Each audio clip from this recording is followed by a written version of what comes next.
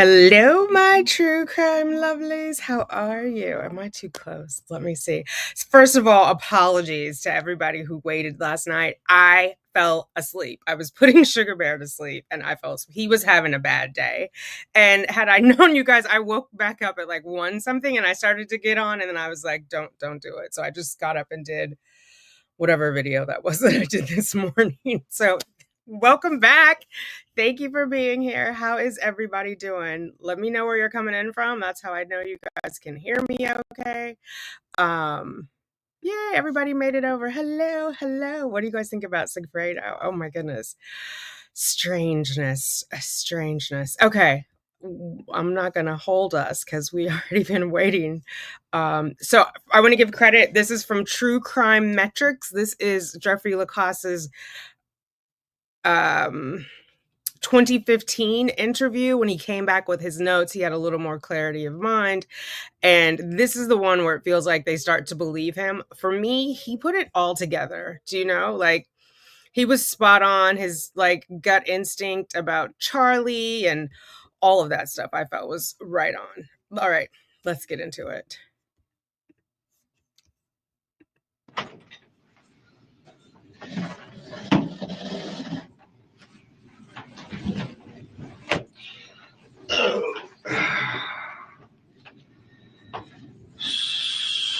So it was Jeffrey or Jeff? Jeffrey. J-E-R-E-Y. J-F-F-R-E-Y. And it's L-A-C. A-S-S-E. Let me get your date of birth, Jeff. Sure, 10/18/71.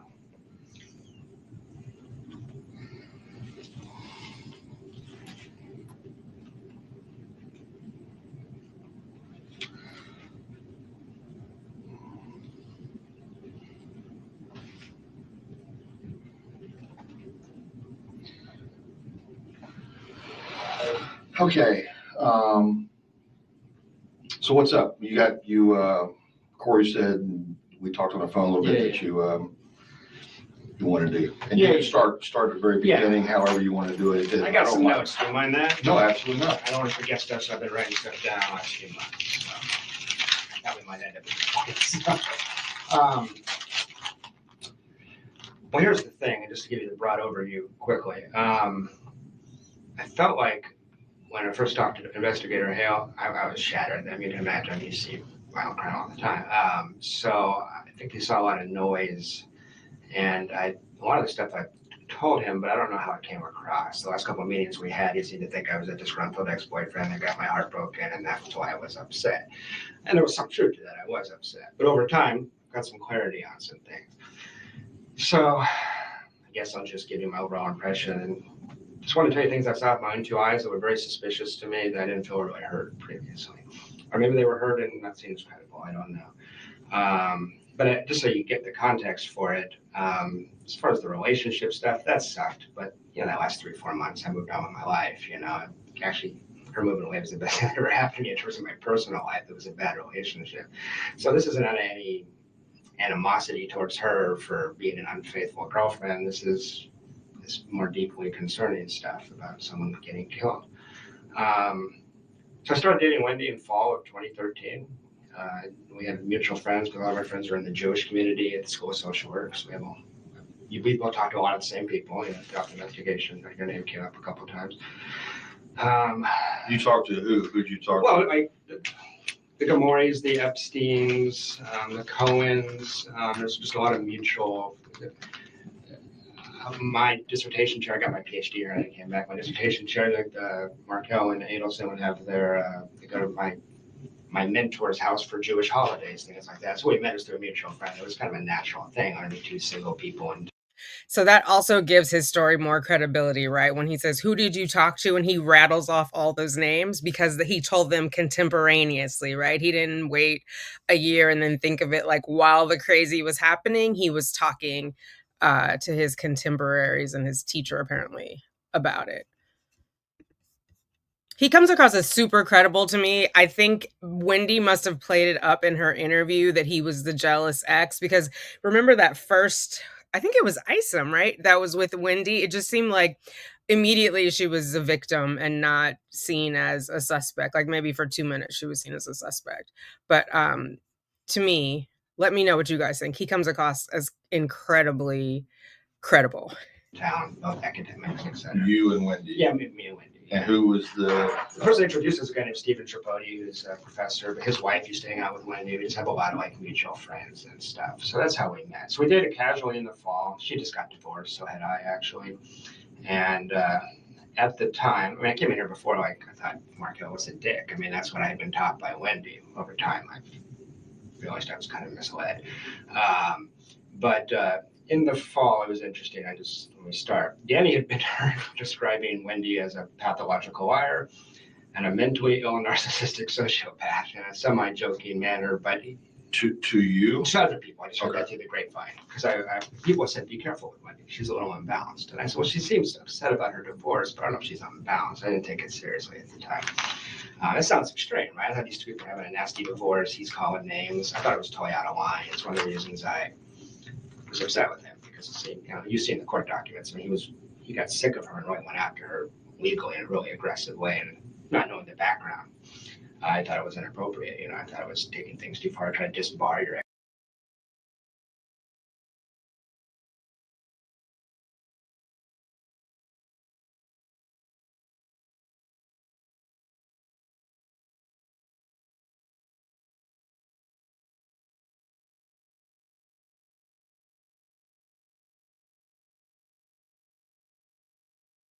ex-wife. But one impression I'm left with is, I don't think I said this before, like, Okay, December, January, I thought that was totally out of line. Oh my God. True Crime Metrix is in the chat. This is where I got the video from. I've linked it in the description box below. I realized I was muted. Bam, green eyes. Thank you. Wait, I'm muting. Anyway, I realized. He is in the chat. I've linked the original video, this video, in the description below if you would like to see it without my commentary. I know a few of you have already seen it and sent me that way, so thank you for that. But head over to his channel when we're done and make sure you give it a thumbs up over there too. By May, I don't know if those are technically the correct words, but by May, I knew exactly what he was talking about. And this is a very troubled person, Wendi Adelson, deeply troubled person. And at first, she's gorgeous, she's smart, she's funny. Okay. One more thing. He totally looks like Danny. I think Wendi has a type. If we could find those other guys on Facebook that they mention in these interrogations, I'm sure they look similar. I thought for this like a ton of bricks, most men would. I mean, that was the reason I stuck around too long. But just an overall impression of her. And Danny says this in court documents, actually. A very manipulative person, pathological liar. Wendi was an alcoholic while I was with her. She drank her dinner most nights. Extremely fragile, extremely depressed. Many, many nights hated Tallahassee so much that thought we're a bunch of country bumpkins and we liked Tallahassee because she's from Miami. Didn't hide that fact. Thought it was bizarre that I moved here from Phoenix. And the two conversations that we had every single day for 9 months were, Danny is an evil monster. Tallahassee is the worst place in the world to live, and I can't believe I got stuck here because of Danny Markel. And she was obsessed with those two concepts. So I got really tired of hearing that, but I heard that every day for 9 months.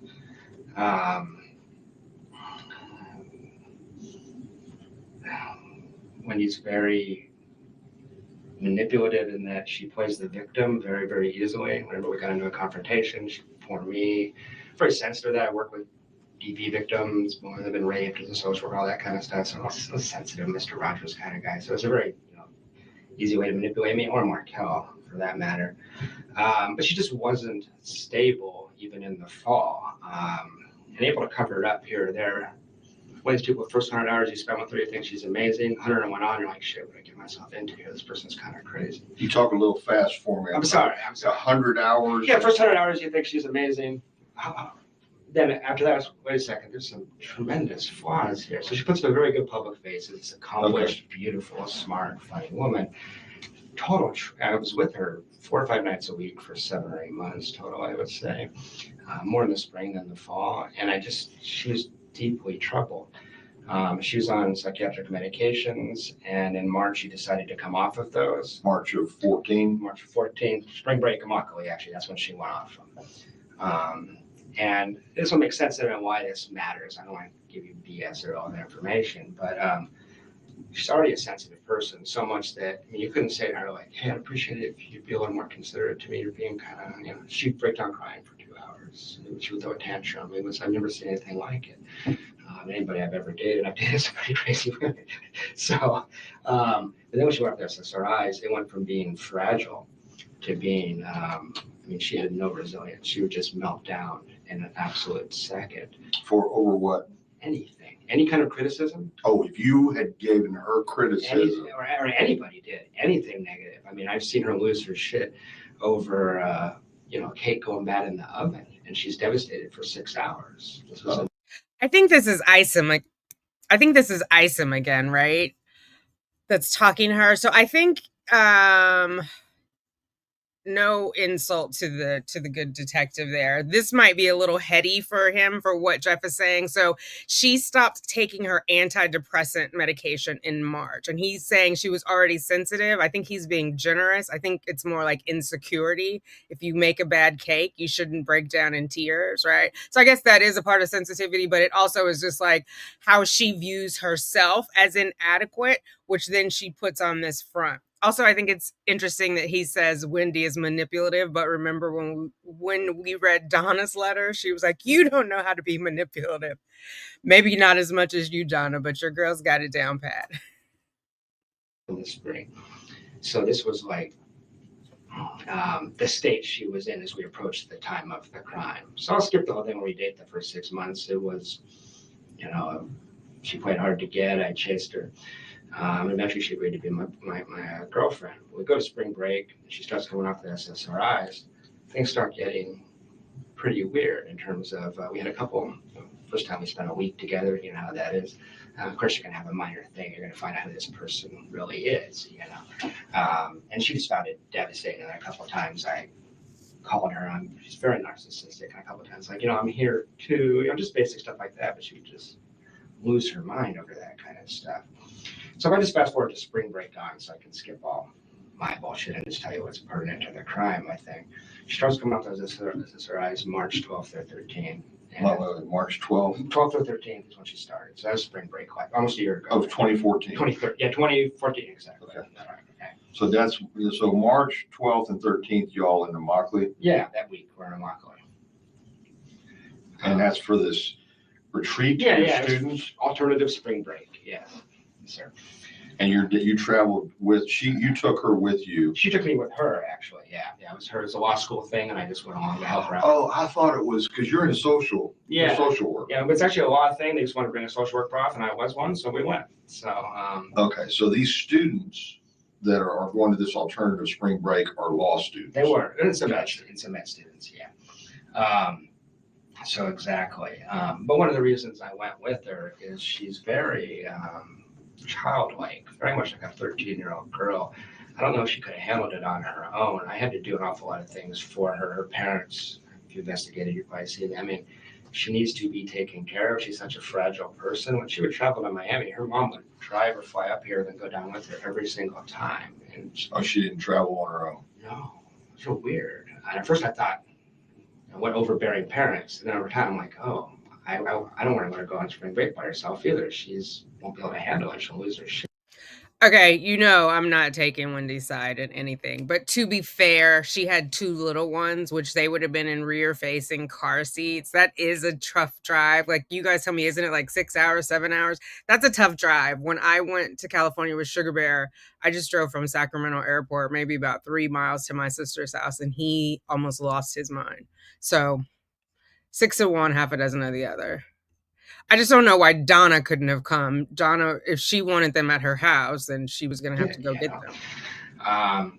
So February, March, I think she was cheating on me, all kinds of stuff like that. But this is that other Daniel guy. Daniel Sack, yeah. Sack. Among others. I think there's a get to that in a minute. It's I think a long list, and I don't know how many of them you guys have considered.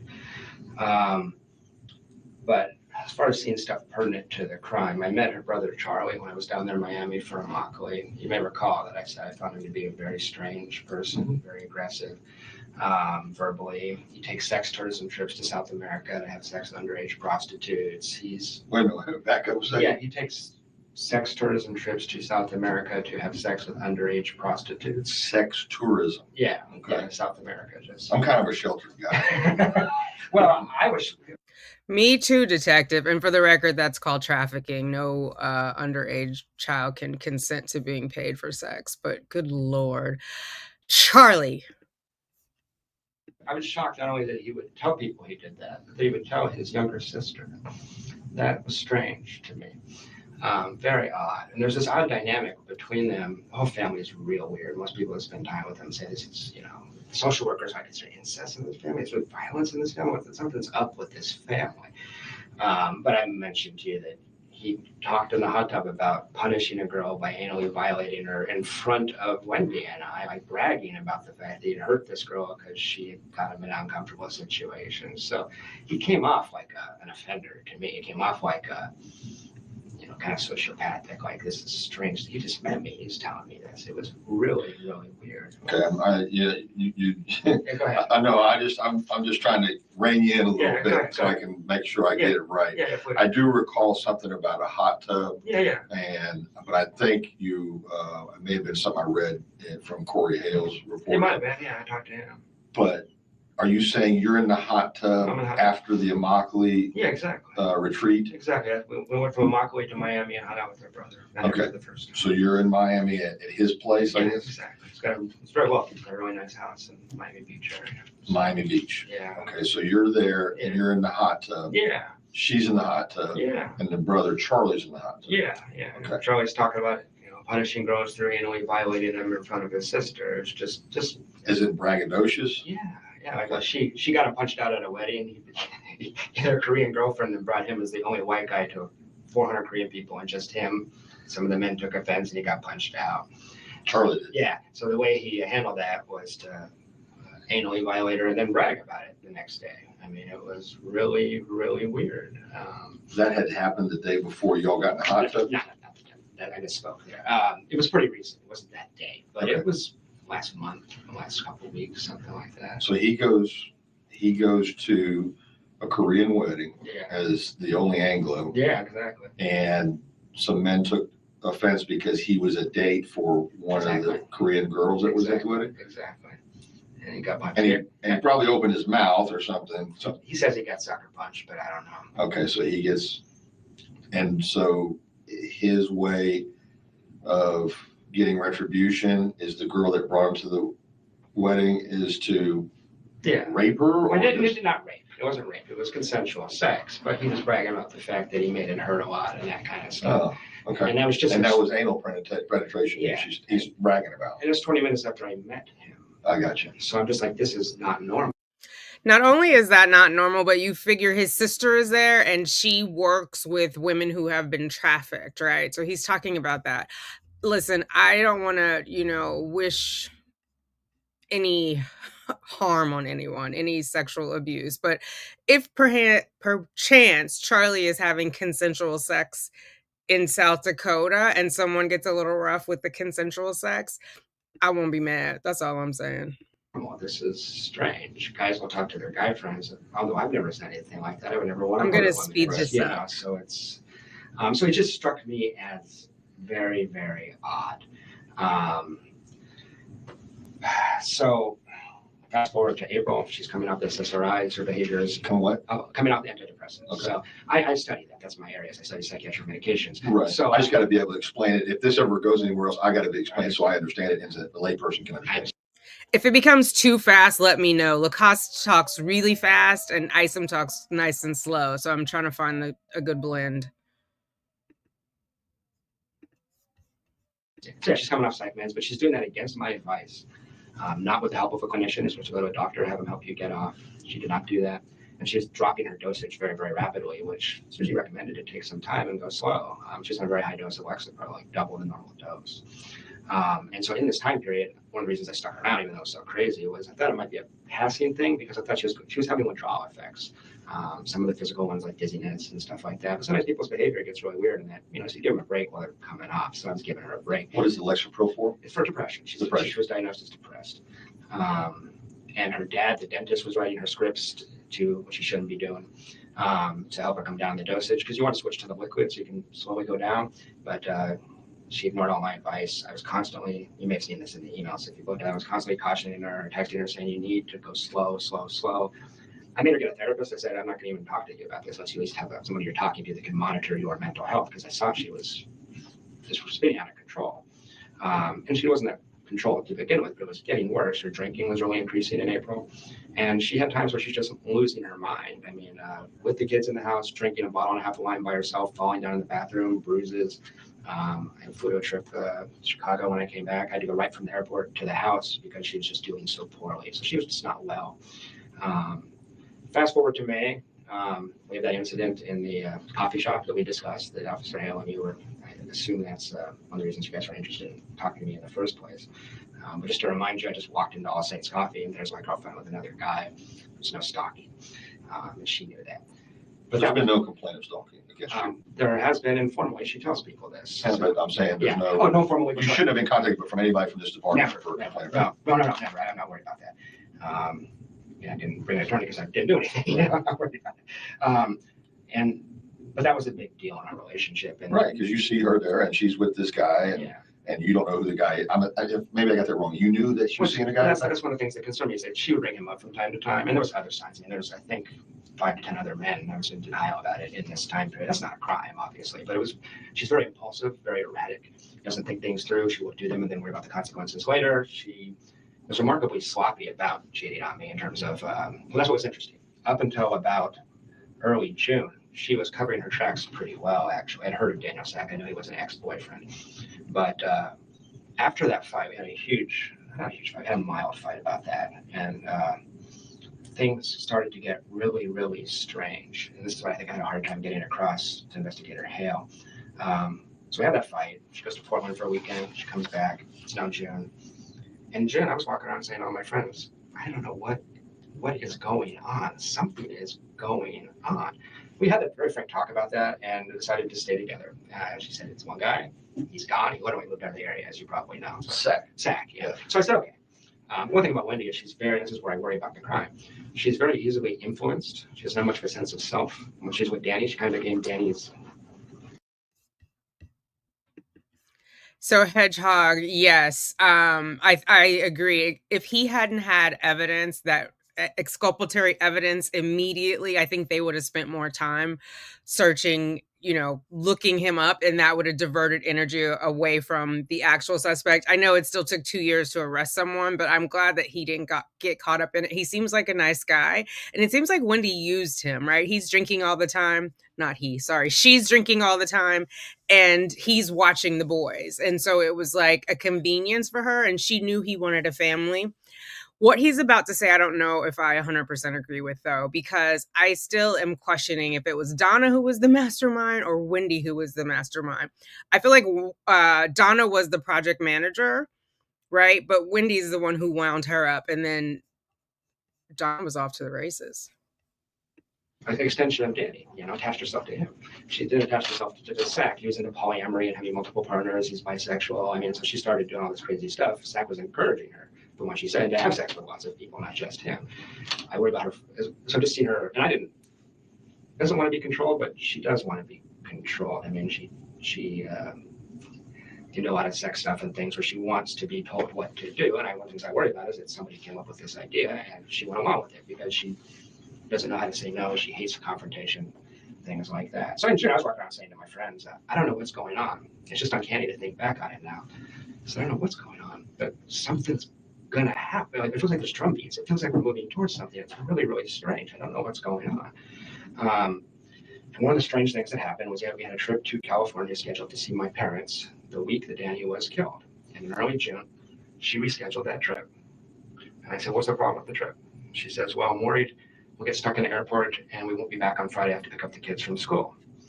And I said, but we're coming back Thursday night. It's not winter. We're not going Atlanta in the winter, I understand. there's no way we're going to get, and we can rent a car. We have friends that could babies. That's strange. I said, fine, cancel the trip. And that was going to be in early June? The trip was going to be the week that Danny was killed. Oh, okay. That was the trip? 11th to 19th was supposed to be the trip.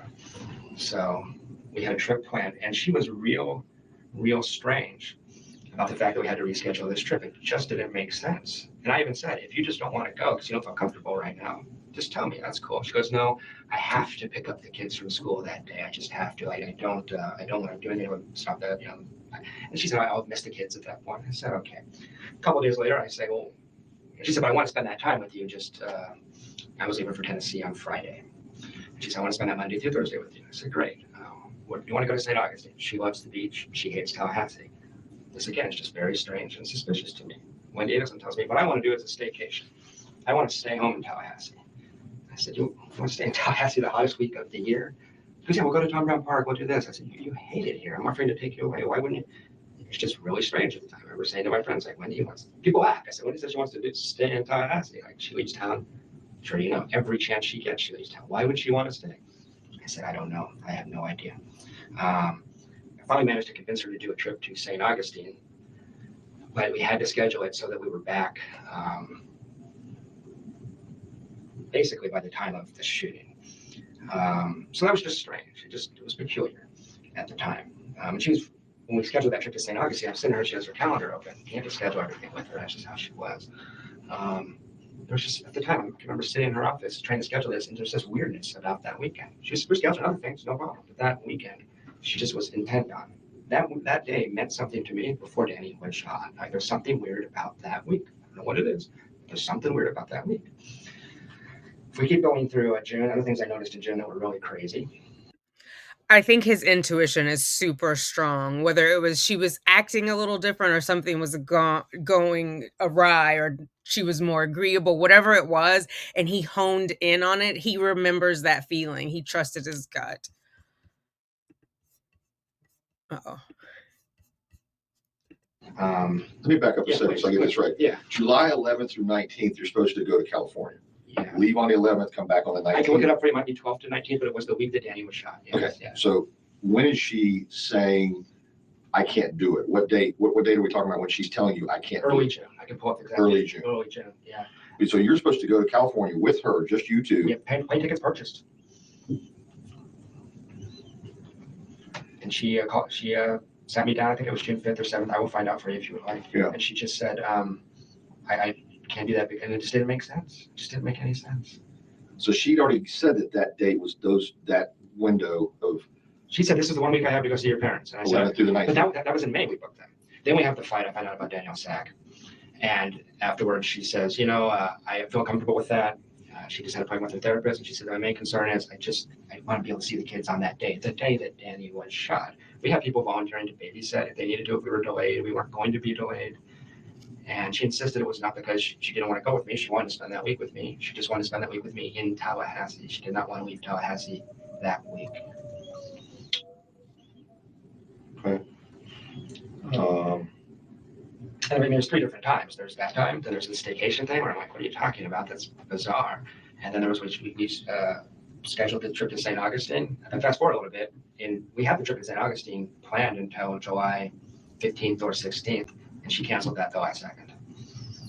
So 3 different times she canceled plans with me in a 2 or 3 day period with Daniel. What you're leading to is this is highly suspicious that she needs to be here on the 18th of July. Yeah, just anecdotally, subjectively, whatever it's worth, it was really weird. It was really strange. I know this woman. I know her really well. And there was something at the time, me saying to my friends, what's going on? It's just really, really strange. It's just really. She'd never done anything like this before? No, she had canceled and recanceled, and she did that all the time. Completely disorganized person. But it usually made sense. It usually had a reason. And usually the reason was something. So it feels like the takeaway here, I don't know if Islam's picking up what he's putting down. She didn't want to take any chance on not being in Tallahassee when Danny was shot so that she could get her boys, right? Because her parents are in Miami, her brother's in Miami. It would be extra suspicious if they just came up to Tallahassee for no explainable reason and Danny gets shot. So But Jeff is picking all of this up, right? And she bought the ticket, or allegedly bought the ticket. They were going out, and it was all very like weird. The hairs, proverbial hairs on the back of his neck were standing up. About court with Danny, or so much for Wendi being a good actress. Her parents wanted to come down to South Florida.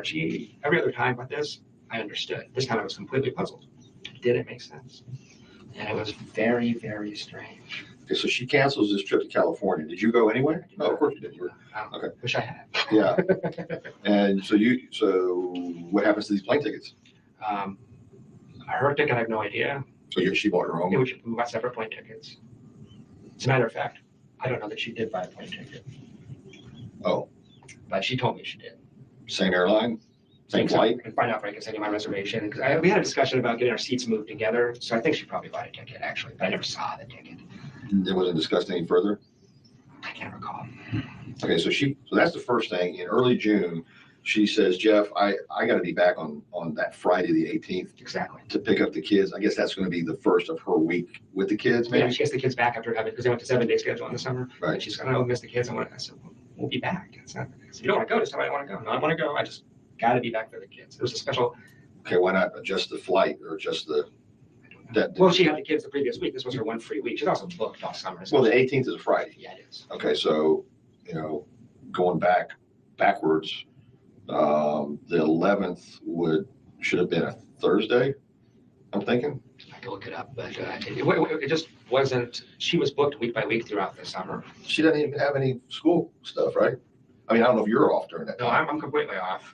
She has a lot of obligations to her parents. Her parents want her down to Miami every chance she gets. All through this county, there's parents. All right, So three different occasions. This at the time, it's like, what's going on with the 18th of July or the week of the 18th? What is this? I don't understand what this is. Okay, so the first thing is the California trip, and it's next. Yeah. Then you want to take her to St. Augustine. Yeah, she wants to stay, and that's just bizarre. But did you ever make plans to go to St. Augustine? Yeah, so a week later, again, we sat in front of the calendar, and it was really strange. There was this hesitancy about that weekend. She says, I'll go to St. Augustine. We have to be back early on Friday. Early on Friday. What is early on Friday now? We were going to wake up and come straight back from St. Augustine, so we would have got up at 7, been here by 9 or 10. Okay. She had to pick the kids from school till 4. It didn't make sense. Okay. So to play devil's advocate, she did have the Geek Squad coming over from Best Buy. I finally remembered the name.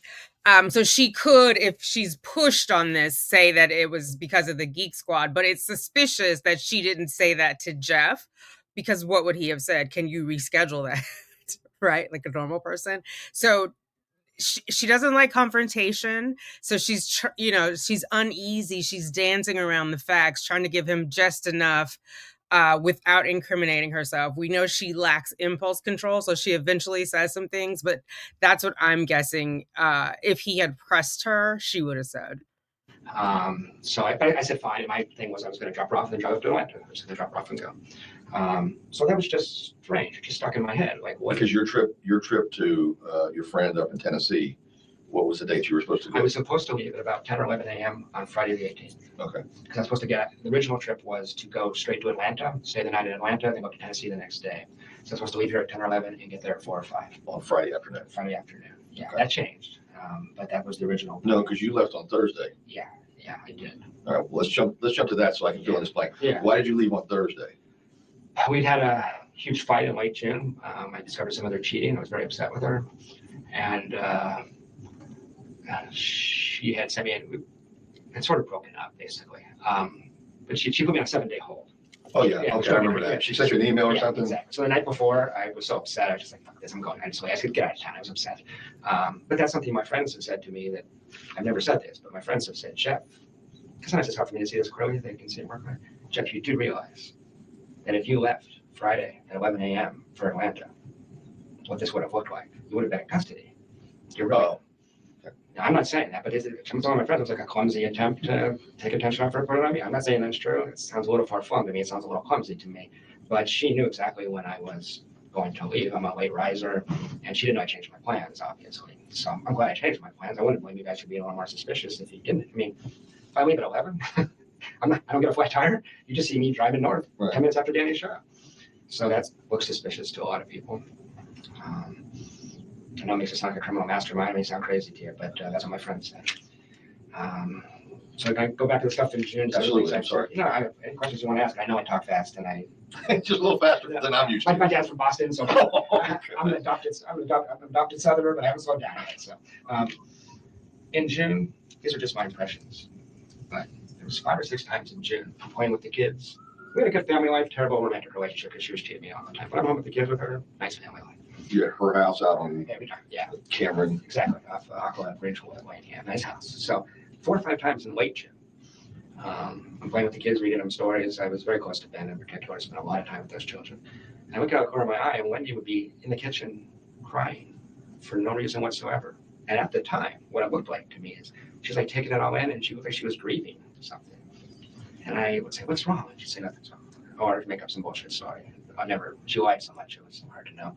But in retrospect, it makes me worry a lot because it looked like she was wrestling with something. It wasn't suspicious, it was just weird. But in retrospect, it's like, wow, let's assume she knew something was going to happen. That's how a person might react, She made a choice, but. That's late June. That's late June. So that happened enough times that I talked to my friends about it. Also in June, Wendy's a pretty good liar if you get in front of her for an hour or 2 at a time. And I mean, Danny's put that in court documents. It's not a secret that she lies a lot. It's how she navigates the world. But she has a problem with her lying in that I found out she cheated on Daniel Sack because she kind of accidentally told me by talking about him all the time, and she just sloppy. So longitudinally, she couldn't keep her story straight. In the short term. I wonder if a light bulb goes off for Isom because I felt like he was gullible toward her. So, I mean, obviously she was with him longer than an hour during I won't even call it an interrogation, her interview.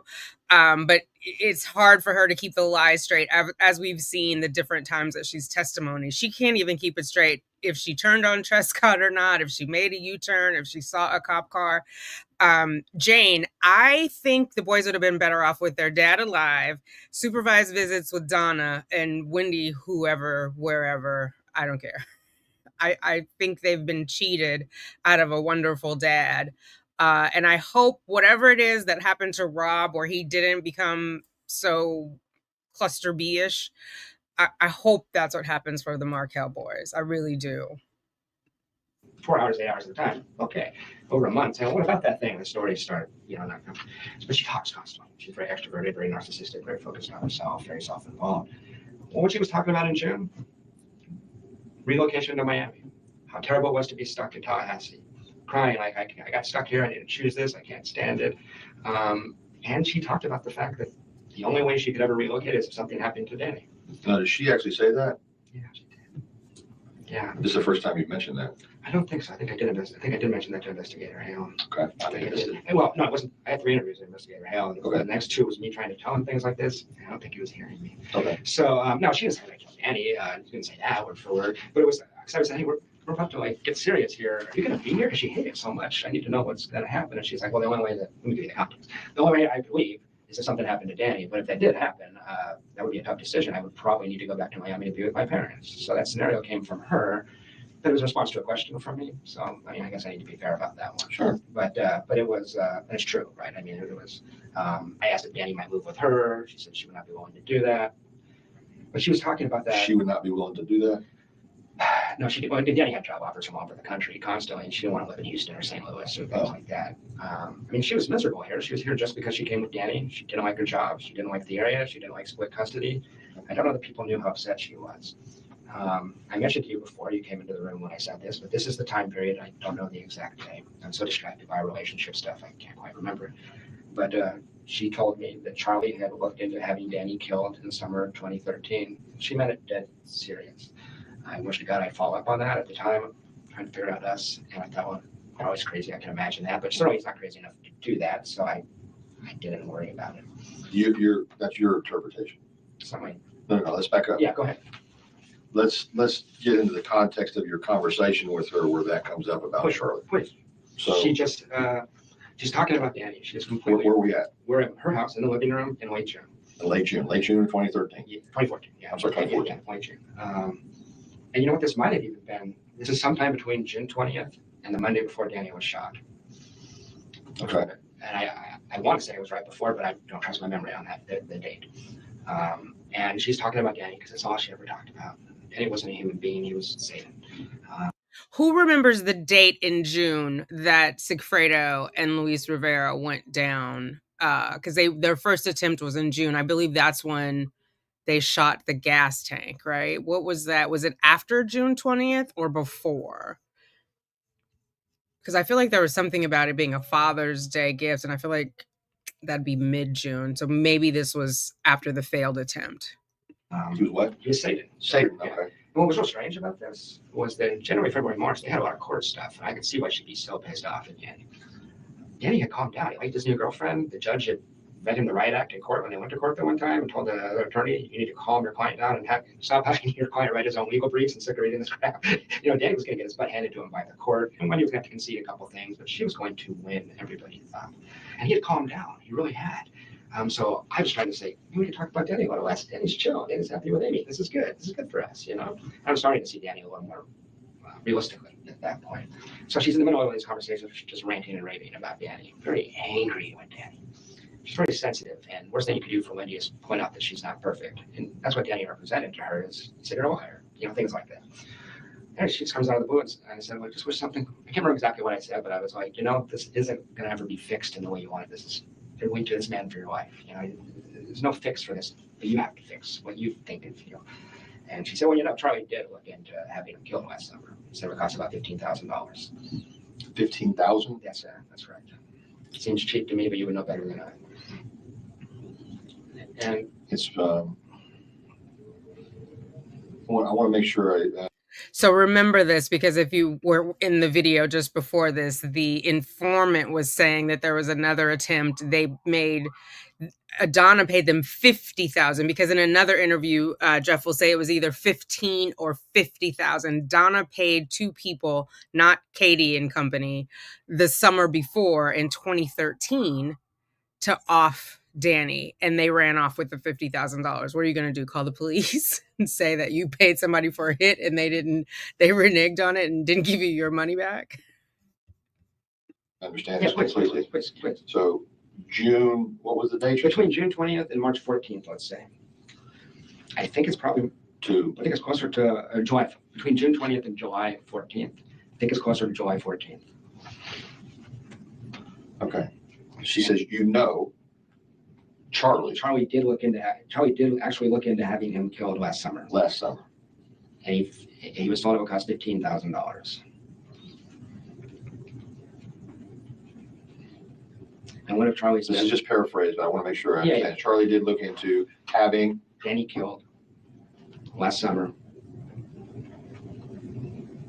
It would cost about $15,000. And that's not exactly word for word, but that's pretty close to what she said. I wish to God I had followed up. But how do you respond to that? What do you say? What did you say? I changed the subject to us. I was interested in working our relationship out. Did she ever bring that up again? No. Never again. Oh, thanks for clarifying that.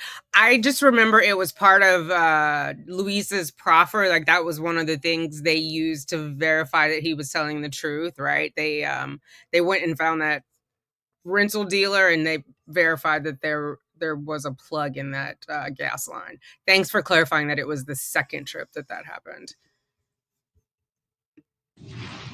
But what worries me is that the speech pattern, I'm not trying to play FBI profiler here, but it's kind of similar to when she would say, Daniel Sack and I had coffee yesterday. Well, that means her Daniel Sack had sex. That's what that means. That's how she lies. So the fact that she would leak a little bit of it out scares me.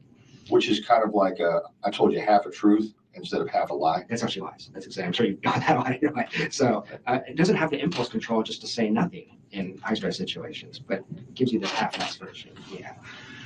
So I thought about that a lot. But you do remember the amount is $15,000? I do remember that. No further than that, nothing else? There was nothing else. I wish I followed up. I beat myself up about this. Oh, you didn't. What am I going to do? Call you guys? Say my girlfriend said something crazy? I don't know. The thing that worried me about Charlie is he has a very close friend and goes on these trips with him and is ex-special forces and is known for being kind of deranged. And the whole thing was done by somebody who knew what they were doing. So I told you guys that. What's his name, though? I never got the name. I don't know. I assumed you guys investigated it. I don't know. He's a tatted up... known affectionately as a deranged guy. I just didn't come back to say him like some of these guys do, unfortunately. But he's a close friend of Charlie's? Wasn't that a tagline of Pauly Shore, crazy and deranged? Let me know if you remember that. Or maybe it's the wrong person. Facebook page. That's what I told investigator Hale. When I heard the crime occurred, about 12 hours, I was shocked, and as I'm driving up I-75, in my head, I was like, holy shit, Charlie did it. He got that guy. I can't remember his name. You're saying this guy is on Charlie's Facebook page, or was? I don't know if he is. Okay. These are really smart people. I wouldn't be Facebook friends with them anymore if any of this is true. Other thing that happened in June, our relationship isn't doing well. All of a sudden, from nowhere, like a 5-year-old kid will try to manipulate you in a very transparent way, and it's like obvious what they're doing. She started doing that kind of stuff. I got the sense we weren't going to make it. It was obvious to me, and I never going to trust her again. All of a sudden, she throws me the world. And I felt at the time, I said to my friends, I've been very careful not to develop like a hindsight bias. I checked back with my friends. What did I say? They said, you said in June, it felt like Wendi was stringing you along for some reason. And you couldn't figure out why we should just break up with you. She's like, this ain't going to work, So all of a sudden, she's telling me I should move in. Move in with her? Yeah, she's talking about moving in. And I wanted a family so bad. She knew that. She manipulated me with the kids constantly. She said the kids should start calling you daddy. I'm going to talk to my mom and dad, and I'm not Jewish. That was all I wanted. I'm going to get approved by the parents. I'm going to give you the passwords. I'm going to give you all my computer accounts. She started acting like this was going to be a permanent thing. I'm sorry. Yeah, that's okay. I can give you a second. I'm just, I have to respond to I this understand. right I understand.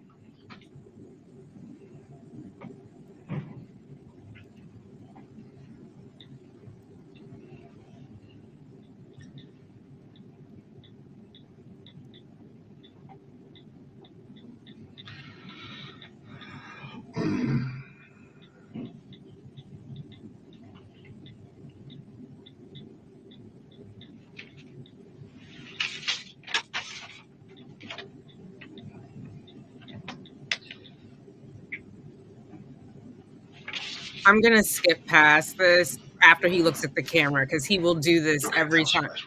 Oh, no, Isom hasn't stepped out yet. So at the time, I felt like I was being manipulated. I couldn't figure out why she wanted to keep me around. It was really strange. Just all of a sudden, here's the world. Just all of a sudden being over the top sweet. I hate it. Jeff, I'm confused about this timeline here. Yeah, maybe we should try to get that. Yeah, go ahead. Okay, where's this week off? That's in July. I've been going. Okay. I've been going in order. Okay. So we're still in June right now. Okay. So we're in, but this comment from late June of the 20th through the July 14th is before or after what you're telling me now? I can't remember exactly. It's my fault. No, it's okay. No, it's not fault. I can't remember. I want to be as honest and accurate as I can. Sure. I think that's the Monday before he was shot, but I can't be certain. So this would be preceding that. Preceding. Preceding that. Okay. Yeah. So it was just all strange. These are just my impressions. But it's like, again, what is going on? I'll give you an example. I would just be kissing Wendi, and all of a sudden she's like, like a porn star. I've been with a lot of women. Women don't behave like it's just. And we've been together 9 months. I've never seen this before. It's like brand new behavior. Yeah, brand new behavior. I'm going. What's going on? And all of a sudden she wants me to. It just didn't make any sense. It was just really strange, erratic behavior. She wants you to what though? Well, I was threatening to leave at this point. Okay. So, and I guess if I'm putting on my cop show hat, I'm wondering if it would have looked weird if you break up with your boyfriend and then a week later someone gets shot. You know what I mean? I don't know. So get to mid to late June. She went down to South Florida. She came back. I could tell she had cheated on me. I was very upset. It was very obvious. And I moved to Gainesville, June 27th. She accompanied me down there for a work trip. Okay. 27th? Yeah. That weekend together. Had to use the GPS on the way. That is true. It was on someone's podcast. Maybe it was Katie Cool Lady, but they haven't seen the children alone since Danny was murdered. They were 2 and 3 at the time. It will mark 11 years in July of this year that he's been gone. And I think it's some kind of revenge thing from Donna executed through Wendi because Danny wanted to have only supervised visits. The kids to only have supervised visits with Donna because he accused her of alienating, parental alienation. Down there, and in it I discover that last 50 destinations get recorded. I didn't mean to look at this one, but I see she's been in the Hilton in Orlando like 2 weeks ago when she wasn't supposed to be anywhere near Orlando. She put the Hilton in. Assume that's like a sex trip with one of these other boyfriends. So I got really upset with her. We finally had it out. In Gainesville? Yeah. Saturday I tried to thing was, she was going back to Miami for 2 weeks. As soon as we got back, we drive back to Tallahassee, and then she drives down to Miami with her mom. Oh. So that was her mom has to come up to take with her because she's not allowed to go herself. I knew it was the worst time in the world to have a fight. I just finally lost my mind on her. So one reason this is relevant to the investigation is it precedes this crime by a couple of weeks. I did not touch her. I did not call her names, but I lost my shit on her. I told her exactly how upset I was. I chewed her ass. She decompensated in a way that I've never seen an adult do before. She ended up in the fetal position, sobbing like a 3-year-old, and completely fell apart when I said, I looked at you after pointing her out on the table, and I looked at it, and they know Zach's name's all through it. So can we cut the bullshit and just have an honest conversation? As in, she was still seeing Zach recently? Yeah, she saw Zach September to May. Okay. And she insisted that they had broken up in the fall, and then his name's not very clever. I mean, just the thing she's leaving out on the table, and it says Daniel Zach dinner. And she was doing very erratic things, like she would go to Daniel Zach's house, spend the afternoon with him, have sex with him, come see me, have sex with me. I had to go get a full STI workup. I'm putting my stuff someplace that another man's been 45 minutes earlier. She conceded this. So I was really upset, as you can imagine. I mean, and put me with the kids on Mother's Day, and the next day, I was really upset. So anyway, I was pretty angry with her. And you may have seen the email. She actually was manipulative enough. They ended up apologizing for that. Because, was this on her Gmail account? Yes. There's a lot of... Other investigators have looked at those. Gotcha. And so I'd have to figure out which one. Yeah. And I'm saying, if you see it, it's wrong. I just didn't know if it was her Gmail account or her work account or a different account. Yeah. If I want to go back and look at it, I'm going to look at the Gmail. Yeah, it's just Gmail. It's not Gmail. Is my impression, at least. I think that's what I would use. So we had it out. And the reason that's important is she was very concerned about her social reputation. Are you going to tell anybody about this? About what? Her having sex with Daniel? And Miguel and Mahil and other men. Yeah, and I said, stay together, I won't. If we don't, I won't slander you, but let's be adults here. This is Tallahassee. How many people I know? I must be realistic here. I said, I'm not going to try to destroy your reputation, but you made these choices. By the way, I'm not. Did she give a reason? It's deeply important that she be perceived a certain way. No, did she give a reason why she was having multiple sex partners? Not a good one, no. I mean, she said she didn't actually. She said she was very upset by my behavior in Immokalee when we had two, you or I would probably consider normal range, uncomfortable conversations for 30 seconds. Where I said, she said, I was afraid in Immokalee you were going to be a jerk. I was like, I said, could you please be more considerate to me? That's what I always said. She's a hair trigger. I think she didn't want a boyfriend, is my suspicion. I think I was awful helpful with the kids and stuff like that. Okay, I got you. I think she enjoyed using me as her. Okay, let's narrow this down. Yeah. Okay, June 27th. You're telling me is the date that you're in Gainesville and you have this blow up. Yeah, we have a total blow up. Okay, so is the comment about Charlie and the 15 grand after that? It is after that. Okay, so we can narrow it down to the 27th. And Yeah. after. You know what? I just want to be as conservative as I can, but I'm almost positive that was July, the Monday before he was shot. If I had to bet money on it, that's where I put my money. Okay. So when I was talking to her about that, I was struck by how cold and callous and basically sociopathic she was.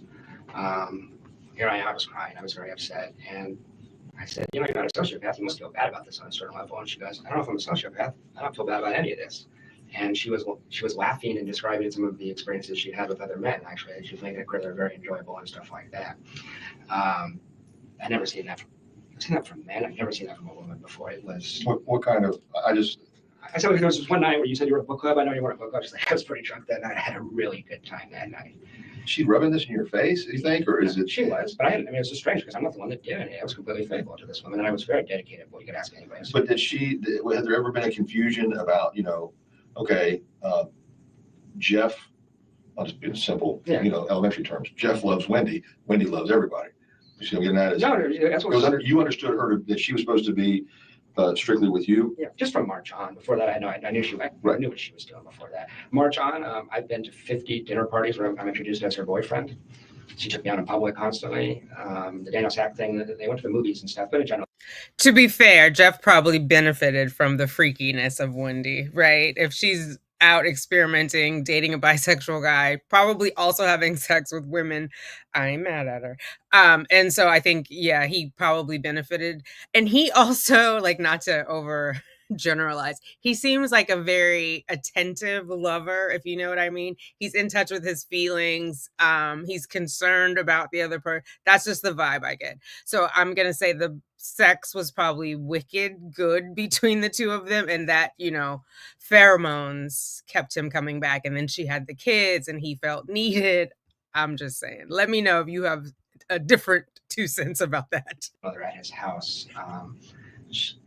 I think they went to yoga and some things too. I got some weird looks from people in public sometimes that made me, some other things that got suspicious. You know, I go to yoga and this one guy be looking at us. I was like, What are you doing there?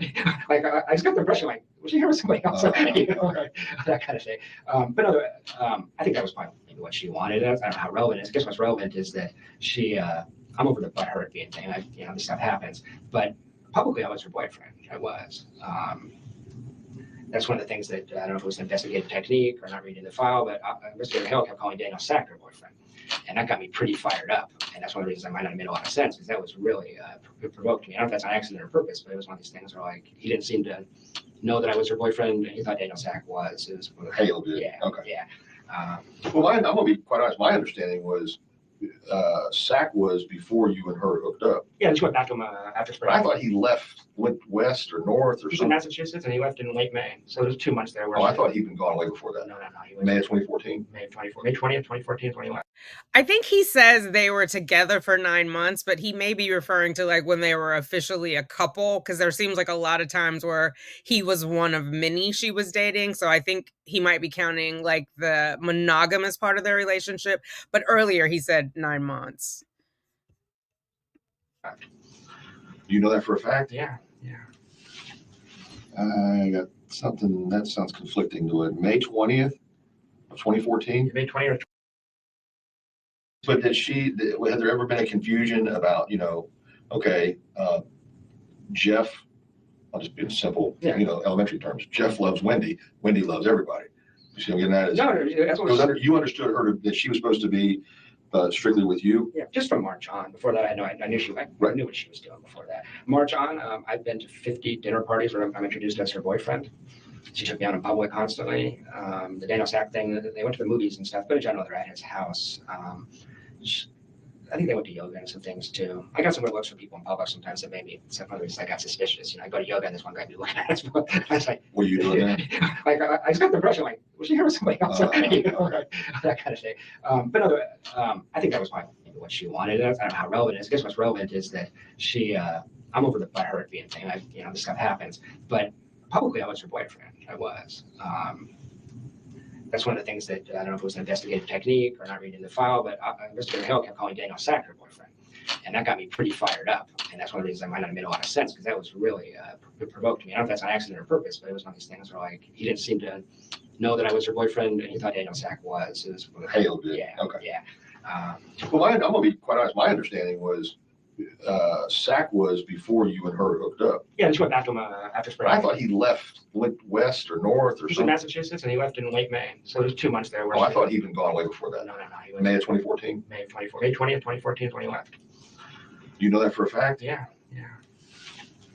I got something that sounds conflicting to it. May 20th of 2014? May 20th or 21st, it was on his Facebook page that he left Tallahassee that day. Okay. And I know when he was having sex with him in March, April, and May. Sack went to Massachusetts? Amherst, University of Amherst in Massachusetts.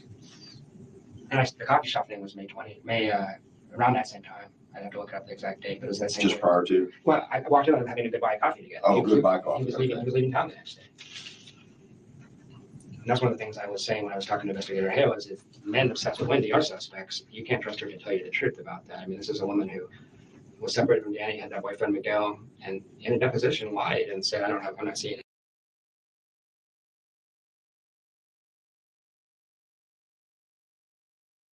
I do think you're onto something, Ben, because she wasn't taking Miguel to any of her high society. Not at that time. I understand she's been dating someone of the Latin persuasion since then, but she was very much all about appearances. So that's a good, like, he's very buttoned up, straight laced, well spoken, educated. So there's definitely something there, Ben. I concur. Anybody. It's a licensed lawyer who will lie to the court. So that's our narrative to the public, by the way, is that Daniel and I saw each other in the fall, and that was it. That's So say again, please. Daniel and I dated in the fall, and then in the spring, her and I had a conversation January 10th, and she told me, like, let's see more of each other, and then by March 1st, I'm her boyfriend. That's not what happened. She just saw him continually. Give me a minute. Yeah. You need something? If you got water, I'm Yeah, going to try to appreciate it.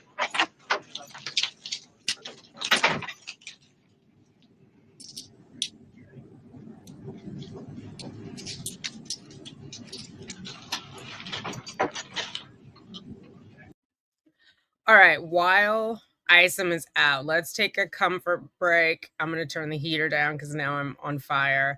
Get something to drink, potty, whatever you need. And let me make sure I have my finger on it. I will see you in 60 seconds.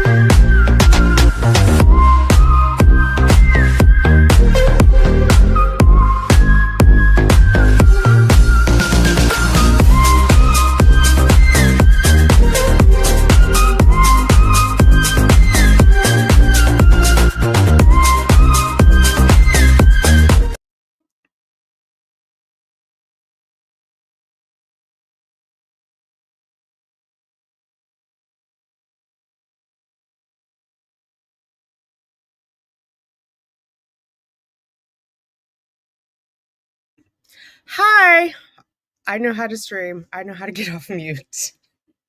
We're going to skip ahead, but I wanted to show you this frame here where he is looking directly at the camera.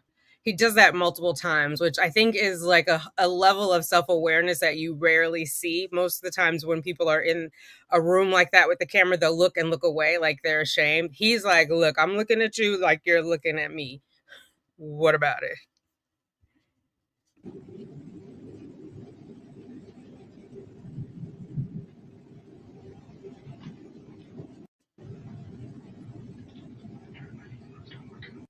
Month, but I confronted 7 to 29th. Okay.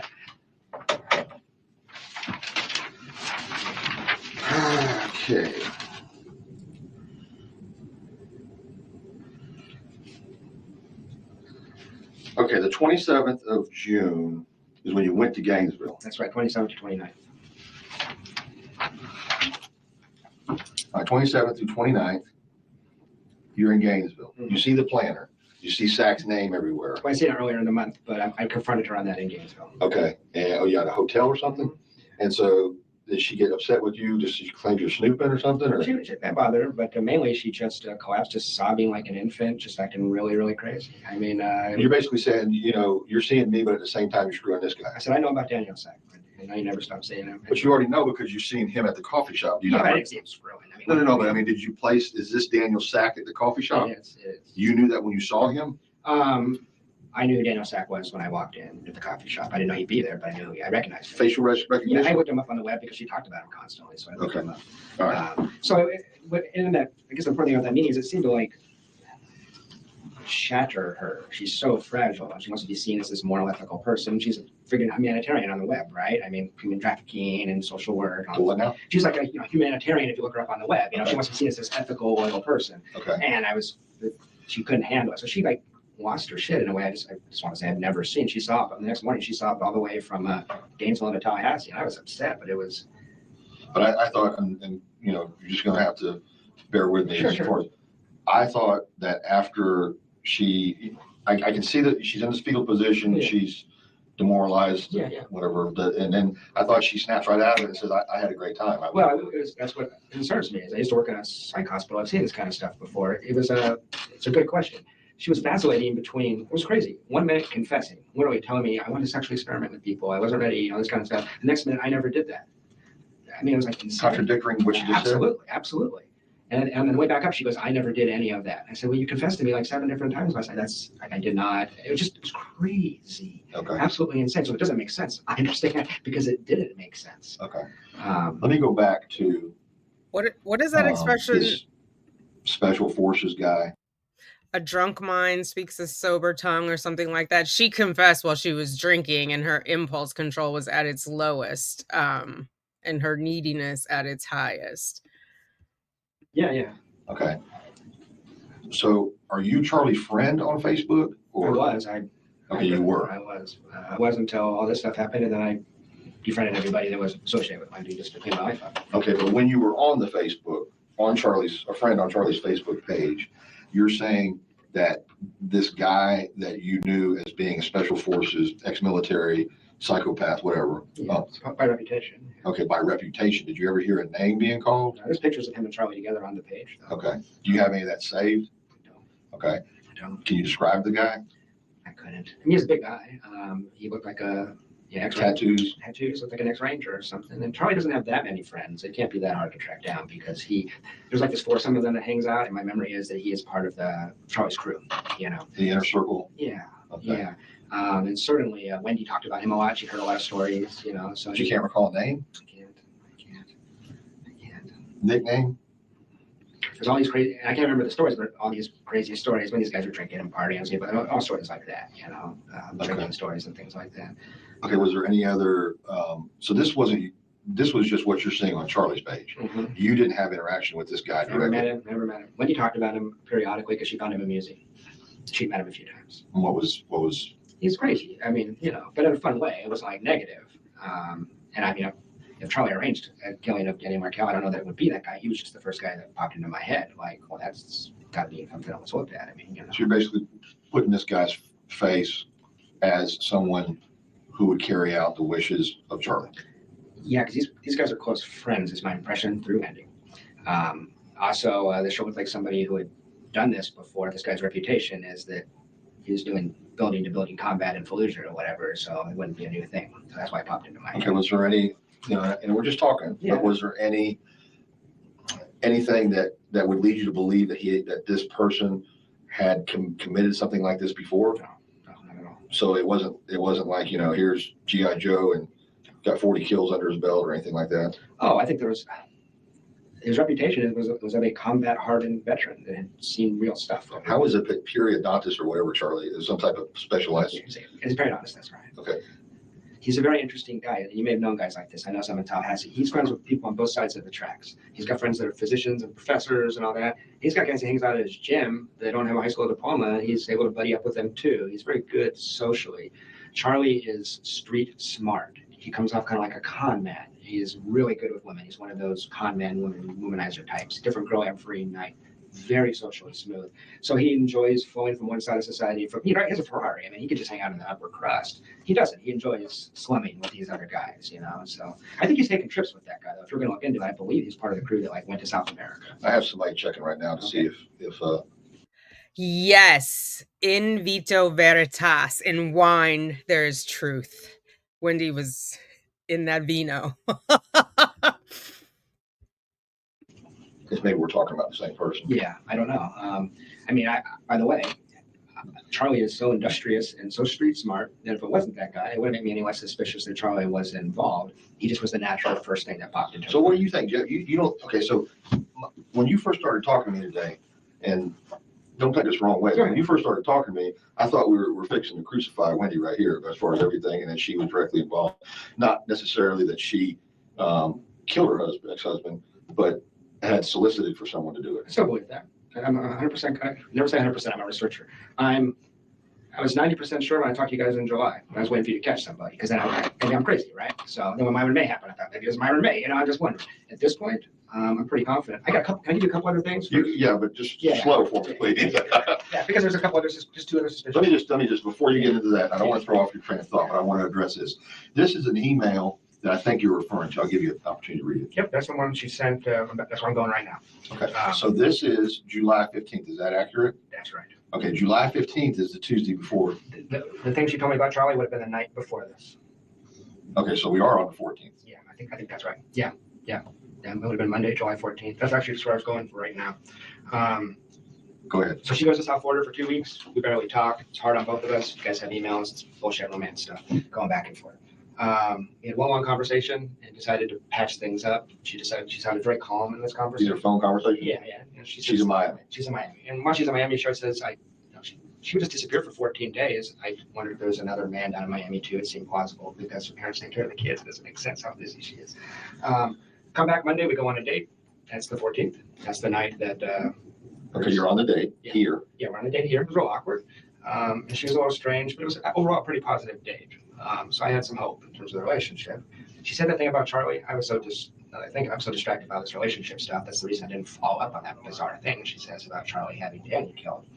But at the end of the night, she wants me to drop all the Daniel sex stuff, everything else. She goes, it never happened. And I said to her, Wendi, we can break up, but I'm not going to go on a relationship. This didn't happen. It happened. So she's not Danny's the only relationship she ever had. I said, I know you don't know how this works, but if you want to go to counsel again or you talk it up, you don't just say that never happened. This happened. And she seemed to find that devastating. Back to the who knows about this, who's going to know about this. Does your friend Steven know about this? Oh, Jesus, you know. That's on the 14th. It's on the 14th. So you're having this conversation during or after your date? After the date. Back at her house? Back at her house. Back at her house. I would say that is odd behavior. Like most of us don't have lovers or ex-lovers who go around talking about their sex life or their ex's sex life. But given that Charlie is comfortable telling his sister how he's having sex with trafficked young ladies, maybe in their family they're kind of loose like that. I just can't imagine. If a friend was telling me about her ex's sex life, I would have to stop her because I would be incredibly uncomfortable. I don't need to know that about anyone. And didn't have wine that night. She was sick. She got back home. She was really stressed out and sick. So the next day is Tuesday the 15th. Wake up in the morning. I call Wendi and I told investigator Hill this. I don't know if there's anything here, but it was kind of bizarre. Talk early in the morning, maybe 9 or 10. And I said, I'd like to see you today. I was a little encouraged. She said, yeah, I'd love to see you. And she locked herself out of her house. I said, well, come hang out with you. She said, I'd love to spend time with you. And then I waited.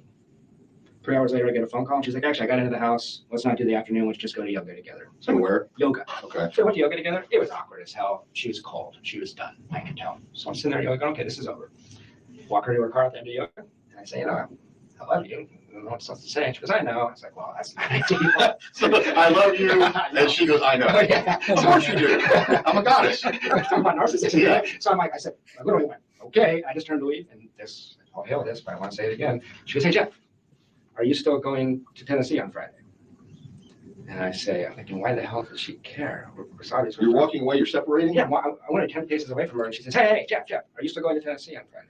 And I say, I lie. And I say, actually, it's up in the air. Because we talked about if we broke up, I should come over and say goodbye to the kids. I was hoping she'd invite me over.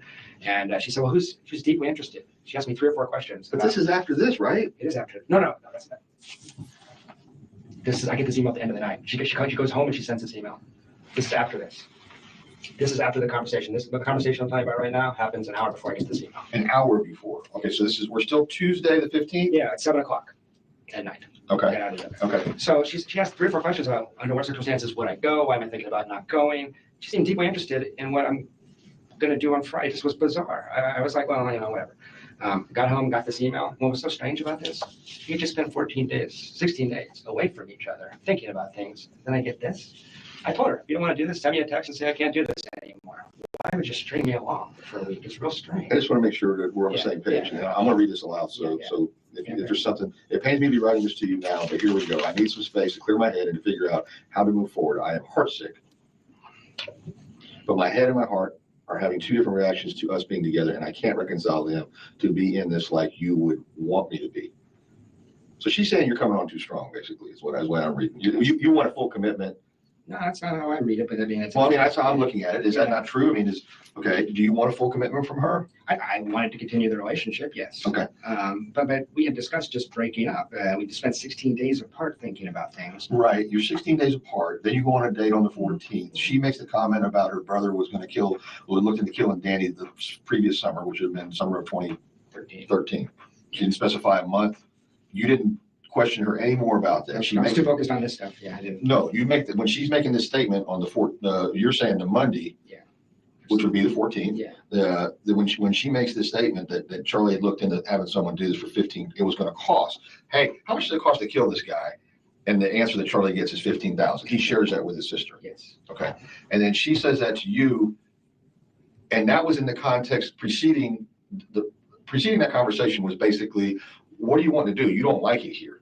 I'm talking in here. That was part of the conversation. There was a constant conversation about Danny is awful at Tallahassee. He's such as fellow she ever said. And I can't do anything. I'm stuck here because, I guess she got denied relocating with kids. And she's saying, I'm stuck here unless something happens to Danny. what you're getting at. Yeah, that's exactly what I'm getting at. And then she just spills this out. And then I think, by the way, she just went to the bathroom. I think there was something like that where like. But you're saying that, I mean, there was no more conversation about this. Is huge to me. This is like, my brother's already checked into it and it costs this much. Yeah, is it like this is still available and open, or 15 grand is too much we're too cheap? This family's rich. I mean, that's nothing. No, I know, but what's that petty cash in his office? Okay, but was this like this option still available? Is that how it was? I was just said in passing, and I've mulled it over in my head 100 times. I didn't know what it meant. Okay, so my brother. Okay, this is a tangent. Then I promise I'll stay on topic. So, Clarissa, you're saying Wendi is hypersexual. I have a theory about that. I don't know. There's one interview where Wendi brags about how her mom held her in high regard because she graduated a virgin, higher regard than like her academic accomplishments. And I always wondered, is she really a virgin? Like, is that a conversation you have with your mom when you lose your virginity? They're very enmeshed, so it could have. I'm just saying, like, pondering, if you will, right? And then Danny was her first serious relationship, and according to Jeff, he was the second, but it doesn't really sound like it was serious if they had dated for whatever amount of time, and then in March, that's when they decided to be monogamous, and then they were broken up in July. You know what I mean? So maybe because of all that repression, once she started it, she liked it and was okay to get freaky with it. But you know what they say, the crazy ones are always the best in bed. And it sounds like Wendi was no exception. Brother checked into it and it was going to cost 15 grand. I'm just heartbroken in this situation. I'm not thinking about that. I'm thinking about how to get this woman back. I realize, but I'm trying to glean this from what the interpretation that you got from it. Yeah. I know you told me you didn't ask her anything more about it. I mean, you know, a statement like this, don't take this the wrong way, but if I was in your shoes, I'd be saying, what the hell are you talking about? I got used to her craziness. That's okay, right? So she's all over the place all the time. So I think I just wrote it off as another crazy thing Wendi says. But you recall the amount. I do. And I went back to a couple friends because I told them about this after Danny got shot. I said, holy shit. You know, I mean, that's what happened. So I beat myself up about that. No. I don't want you to beat yourself up. I just want to make sure that you didn't. I'm just trying to get you to see, is there anything else that you can recall? I'm not saying you did anything wrong. I know I did. I'm saying, are you sure you didn't miss something else in that conversation? No, because it was right back to her and I. Okay. All right. Since you're going to be here, and that's not going to happen, you know that. So this comment is made in passing as she's traipsing off to the bathroom. Yeah, her bedroom or something. Comes back out, it's all. And okay, I say, I had a good time last night, or something like that. You know, it was that kind of thing. So she sent me this email, and I don't know if it's coming. I didn't know what to make of it. I sent it to my friends. I know her pretty well. It said she's crazy, is what they said. I mean, why wouldn't she just break up with you? It doesn't even make sense. I should have broke up with her. But we've been apart 16 days. She wants another week. But recall that when she left Danny, she just moved out while he was gone. So confrontation isn't her thing, you know. So maybe that's why. So Wednesday goes by. There's Thursday. She. You're still up in the air about leaving. You told her, I don't know for sure if I'm leaving Friday or not. That's right. She doesn't know for sure. I don't know if she would have known. We have mutual friends that I told on Wednesday or Thursday that I was going. That it wouldn't shock me if she were able to find out that I was going. I mean, we have mutual friends. But your answer to her was, I don't know yet. That's right. But the next day I decided to go. So I was on Wednesday. Yeah. Thank God he didn't Thursday, tell her. She changes her Facebook picture. I'm sure you've seen the picture of her in the beautiful purple dress. It's all over the media. And that was bizarre to me because that's a Victoria's Secret dress. It's not a dress you hang out at your parents. You might wear it to a club if you're an undergrad. You might wear it to bed. You don't hang out at your parents' house wearing that dress. And to me, it was. Was this a dress that you gave her? No. But you saw the picture. It's fairly scandalous. Okay, I see what you're saying. But if you went to Google and type in Wendy's name, she's a pretty girl, but you'll find nothing where she looks even close to how she looks in that picture. She looks gorgeous in that picture. On the Facebook. Yeah. And it was suspicious to me after the fact that picture was changed 12 hours. Do you guys remember that? It's like a purplish dress. It's very deep cut. She's looking boobalicious out here.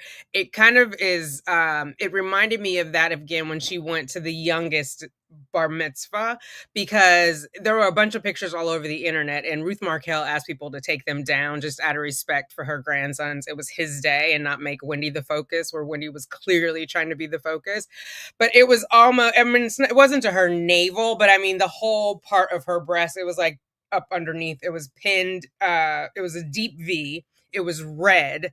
It's a religious ceremony, and they were in temple. Like, I don't know, at least in some Catholic churches, you can't show any part of your breast. Some you can't even show your shoulders. They'll give you a shawl. I've never been to temple, so I'm not sure if it's that strict, but it just feels like it felt like too much flesh. And I almost wondered if she wants to be perceived as like the hot mama, or I'm still hot despite having children, because the one that he's referencing, her kids are beside her and her mom and dad are on the far side. And that is the picture so when the news started looking for her, right, they were like, oh, the widow or the ex-wife, blah, blah, blah. And they were putting that picture up. It felt very calculated that she put that up. She wanted to be seen, as sexy, I guess. Before Danny shot, and that's the picture that was distributed to the media. She's very concerned with her appearance and how she looks. So I know that maybe sounds crazy. Investigator Hale seemed to think it was, but I thought this is so strange. She changed her Facebook picture twice in 2 years, and the night before Danny shot, and she's going to be all over the media. She looks like a Victoria's Secret model, Okay. So, but I was bothered enough by that picture. What was the prior picture? Something that looks more like a 35-year-old woman with 2 kids would have on her Facebook page. Okay. All the other pictures, and she looks pretty enough, but that one looks. She looks amazing in that picture. Okay. She's not even that pretty alive. Picture, I think Photoshop. Her dad photoshops that stuff. He does that kind of thing. So it was a picture produced for her by her father, I believe. So Friday I leave. Thursday night I leave. About an hour after I saw that picture, I said, fuck this, and I just drove out of town. The next day, Danny shot at 11 a.m. No one contacts me, which we have a lot of mutual friends, and they didn't. I talked to some of them after the fact. They tell me that they were under the impression that I was very likely an actual suspect in this case. I posted on Facebook from Tennessee Friday night at a time where it would have been impossible for me to ever have been here at the time of the shooting. I found this really puzzling, and what some people told me after the fact is that you guys search Wendy's stuff. It says talk to Jeff about stalking in her calendar. If somebody was stalking with you, if you need to write yourself a note to remind yourself to talk to somebody about it, it's real strange. Especially since everything approximate. I snooped. I conceded that I snooped. If I had any options, I don't feel badly about it at this point. She didn't contact me for 10 days. She told me that the police had instructed her that I was a suspect and she was not to return a text message that I sent her. That she could not do that. I actually recently dated a criminal defense attorney, just coincidentally. She thought that was bizarre because she said they want you talking, you want to incriminate yourself. They're going to get access to this stuff. But That didn't come from me. I don't think it came from anyone. It was very strange. Well, I know legally you can't do that probably, but No. I mean, it's unless you want to. So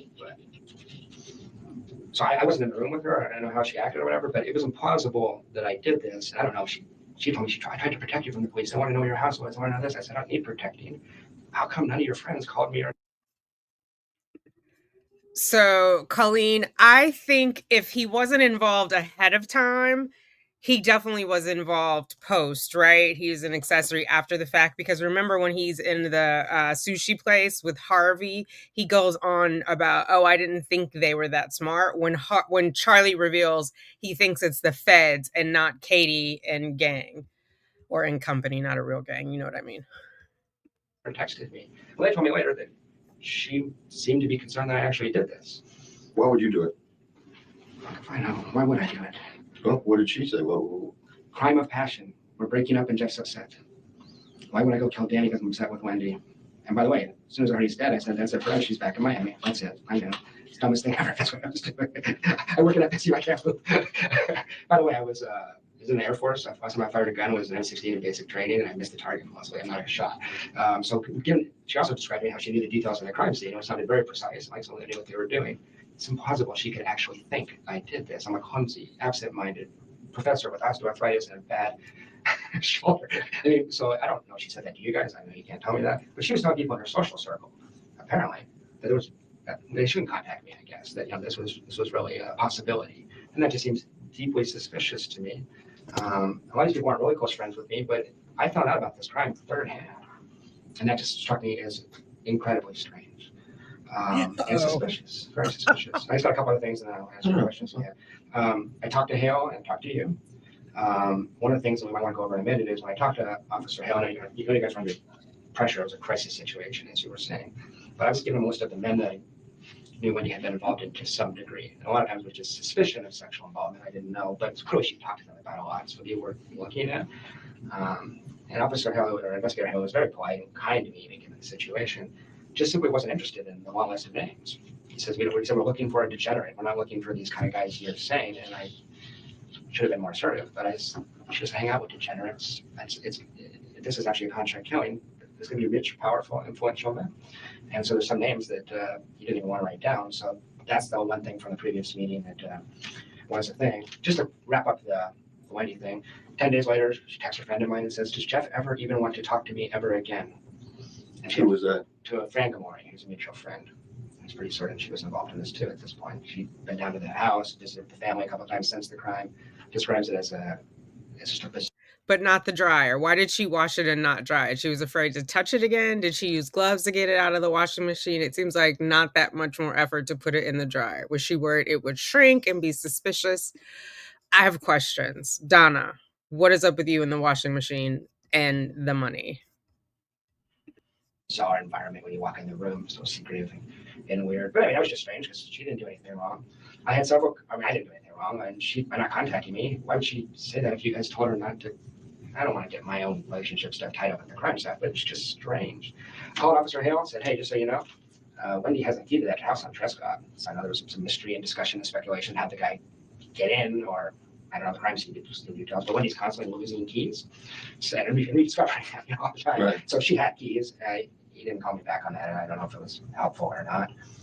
And then here's just a list of strange things that she said after the crime. I talked to her 3 or 4 times. She said, I love Tallahassee. I wanted to remain in Tallahassee for the rest of my life.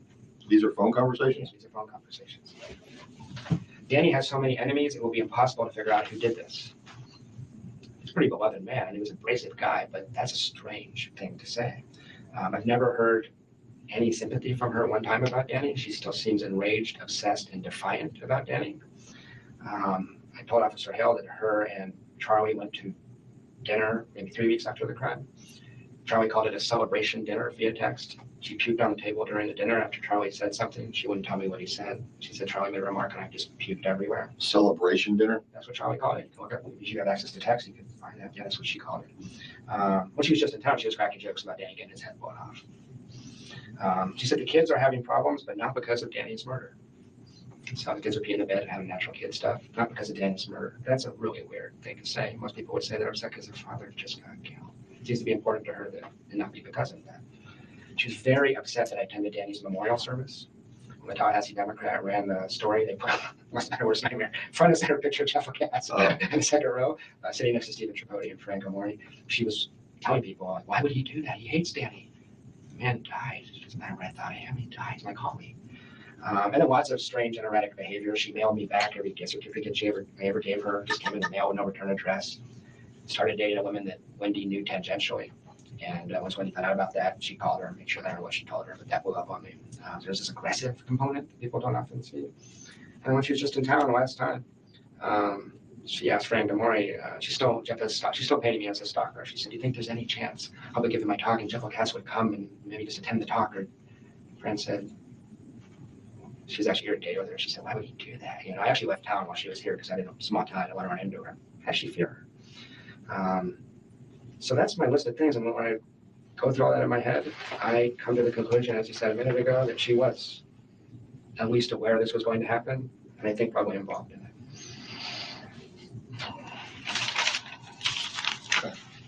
And I got a list of men here. I don't know if you want to see that or not. I'll take your list if I can read it. Yeah. Also, I'll write it over again. Can I just tell you? I mean, it might be easiest. It's not that long. There's 7 entries. These are men that she spoke about a lot. And I don't believe she would be honest with you guys about this sort of thing. She spoke to you about? Yeah. And or I knew she was at conferences with, and or I suspected she had sex with. I still suspect her and Charlie did this, but I know you guys have to look at everything. Go ahead. Yeah, well, there's Daniel Sack. There's Mehul Patel. Hold on a second. Sack? Yeah. S-A-C-K, right? Yeah, just like it sounds. Mehul? Mehul Patel. Patel. There's Miguel Edmondson. That's 2 brown-skinned men on there. What do you guys think? Forbidden fruit? Guys she can't take home? Edmondson? Yeah, it's like Edmondson. There's 2 guys named Trey. different guys. One's in Destin as a real estate lawyer. One's in Orlando as another kind of lawyer. Trey? There's TRE. Trey? There's two Treys. Okay, Trey, that's all you got, just first name? First name. They're both Facebook friends with her. Okay, one's a real estate lawyer in Destin. And one's in, actually, the other one I couldn't swear is a lawyer. another Trey, TRE? Yeah. And who's a what now? I think he's in Orlando. I don't know his profession. I think he's probably a lawyer. Most of them are. Okay. There's a person I only know as a gastroenterologist, a GI doc in Miami that I believe she was seen in early July. He was at her house an awful lot right after the crime. Here? No, I mean in Miami. Okay. In Miami, gastrointestinal physician in Miami? In Miami. And I never heard of him until July. All of a sudden, maybe a little suspicious. All of a sudden, he's around in July. This happens, and he's around. Hi, is it Jamie's Hub? Jamie's Hub? I'm thinking of pajamas, which sound delightful about now. So he went in with them. He came in with his notes. It was, it's 2015, not quite a year since his first interview. He does mention at the top of this, if you rewatch it or watch it later, that he doesn't feel like the first investigator was taking him seriously and thought of him more as like a stalkery-ish boyfriend. You can tell he's kind of touchy-feely. Even Isom is like, when he said we went to yoga, he was like, you went to what? You know what I mean? I feel like the police are more like burly, manly men, and he's very much of like, honey, you sleep in and I'll watch the kids kind of person, So yeah, he came with detailed notes, receipts, and his intuition. And you see, he just said, I know you have to do your research or investigation, but I still think Wendi and Charlie are behind it. Hello. Thank you, Jeff Lacasse. Around after the crime too, okay. So I wondered. Okay. Then there's these conferences she attends, and I don't want to be too graphic, but she comes back from, if you're interested in people that were obsessed or sexually involved, she comes back from conferences with slap marks on her ass. It's very obvious what happened to her at conferences. So she went to the British American Project conference in London in the fall of 2014. After the death. 2020, no, 2013, sorry, it was before the death. And there's a lot of rich, influential guys there. And she goes to the Coca-Cola conference in Atlanta. There's this very wealthy advertising executive and an assistant coach for the Cleveland Browns she was hanging out with there. I know this sounds crazy. How could they be involved? But those are men that. And she told you about the Coca-Cola guy? Yeah. You got a name? Just no rich guy, advertising agency, Coca-Cola. He's at this conference in, when was that conference? April of 2014. She attended that conference. There wasn't that many attendees. And pretty sure she had sex with him. I don't know if that means he killed anybody.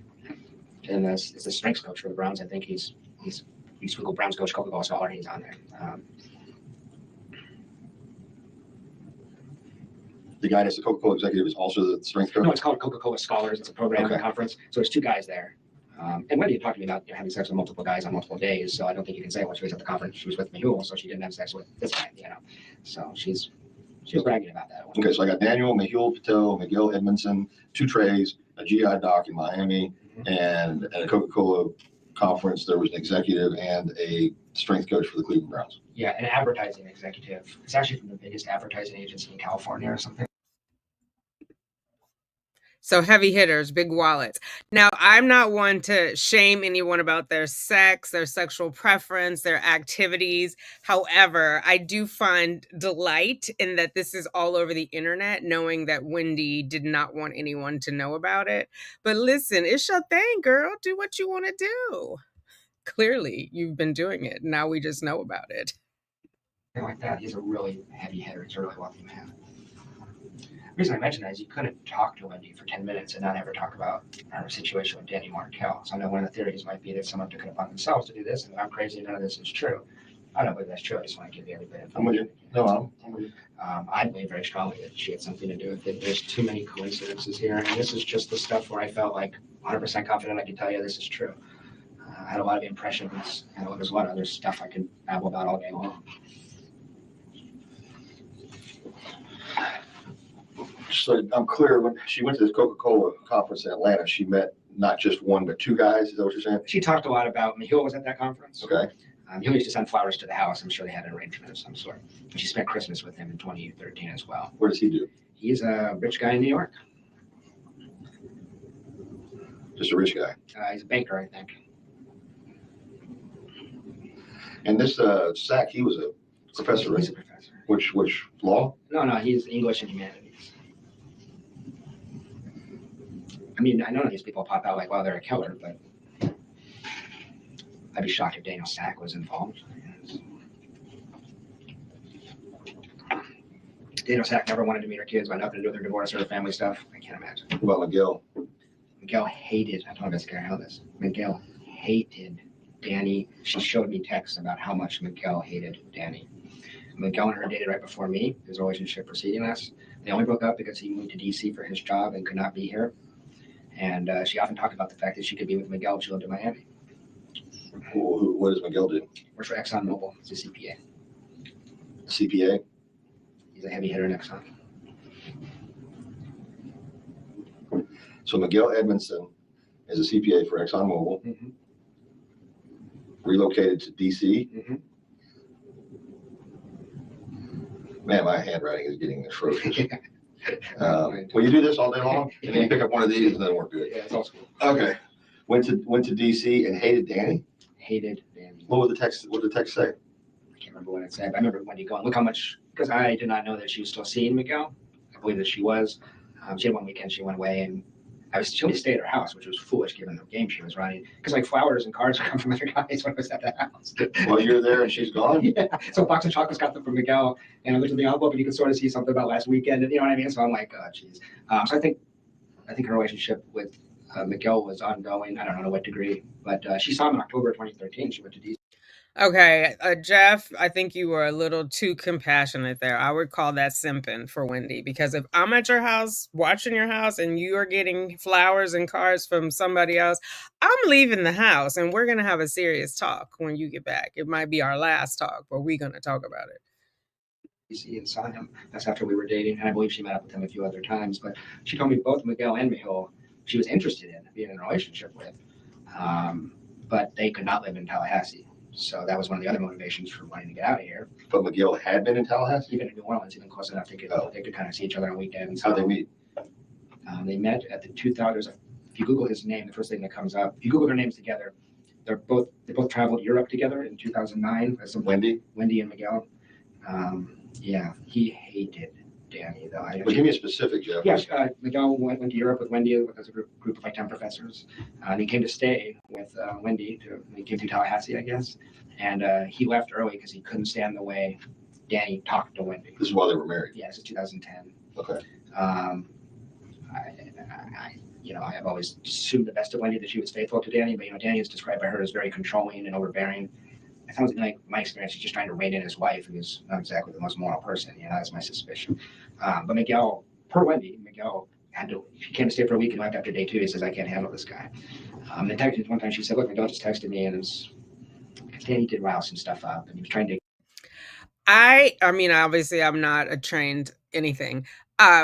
I think he was suffering from limerence. If you don't know what that is, I'm going to do my best. But it's like you kind of have this obsession with the person and you plant. I've suffered from it. I love being single now. I don't miss dating. But it is like every little, when I did it, I would like look at each text message. How long did it take for him to respond? But it wasn't like, I don't know, it's almost stalkery, but it's something like fixated in your head that you can't undo. And I think like he's trying to put it all together. So he's telling all of it in case some of it is important, but it does sound like a little bit creepy. But I think it's like, let's think of it as like an obsession, but like a clinical obsession with someone. I feel like that was what was going on. And because, Wendi is beautiful, I mean, objectively, subjectively, he probably was like, and she came with 2 kids. It was like ready-made family. So, and he says later he's not proud of what he did and that he went to therapy. I'm not shaming him. I'm just calling out that distinction. That is why also I think the first interviews when he was still a suspect, the very first one he was a suspect, he had exculpatory receipts. So he was quickly removed from being a suspect. But I think also, he's coming across as jealous. I think he was just second guessing himself too, because she's a gaslighter. She would be like, no, I'm not sleeping with anyone. But then there's like flowers coming up. Thank you for last night. Do you know what I mean? So he's documenting everything. Like, am I crazy or is she lying? Am I going to be with this woman? If I'm going to be with this woman, I have to know everything. that thing where Jewish women have to get it's called a get. Yeah. Danny asked for one like in July, and it was about that she should say, look at this, look at else. It was something like fuck Danny or just something like that. I hate that guy, something like that. Okay. Back to, I'm curious about this episode where she vomits. Me too. Okay. She texted you that directly? She called me. She called you. Called me and described it. When was this episode? Do you remember? I can find out for you, but I don't remember. It was not too long after the crime. It was a celebration dinner. And what was the celebration for? And Danny was gone. That's how Charlie talks about Danny. But I mean, you don't hear that firsthand. She's telling. I think she specifically wanted Jewish daughter. So to your point, through her daughter, yes, because Jewish grandchildren. The only way she would get the Jewish grandchildren through the boys is if they married or conceived with a Jewish woman. And yeah, Donna is all about appearances. Well, she tells me that. She says we went out for what Charlie called a celebration dinner. Because Danny's gone. Mm-hmm. Hip, hip, hooray. Did he say, look what, I'm assuming he didn't say, you're welcome, sis? Nothing like that. No, but they had a celebration dinner, and what caused her? It sounds like something out of a movie, right? Someone does something they wish they hadn't, someone makes a remark, they vomit. Okay. That's what it sounded like. She puked on the table at a 5-star restaurant. Okay. Or at least a 4-star restaurant. And she texted that. She called me and told me that. She called you? Yeah, she did. We were still talking at that point. Okay. When I started dating that girl, and that was it for us. Didn't talk after that. She was very hurt. When you started dating that girl? It was a long story, but long story, very, very short. She said, she knew this woman, and she said, I should introduce you guys, because we decided, probably not going to be able to continue this, but it was in this limbo because of the crime. And I said, hey, you should introduce us sometime. And she sent her an email to introduce us, but we don't even date. I didn't want to bother Wendi with that when she's dealing with her murder. Right. And she texted me scathing texts, like, I never want to talk to you again, and that was it. So it was super, Are you still with this woman? No. And then Wendi calls her the next week and makes sure, I don't know if Wendi called her or what she did, but they have some mutual friends. This woman says, shortly thereafter that conversation, this woman said, I'm not interested in seeing you any longer. Okay. So, which I thought was pretty aggressive. When I texted Wendi, I said, hey, put me through a lot of shit. Give me a break here. Just stay out of this, please. And she didn't. Very aggressive. Let me go check outside. You got on water? I'm good, thank you.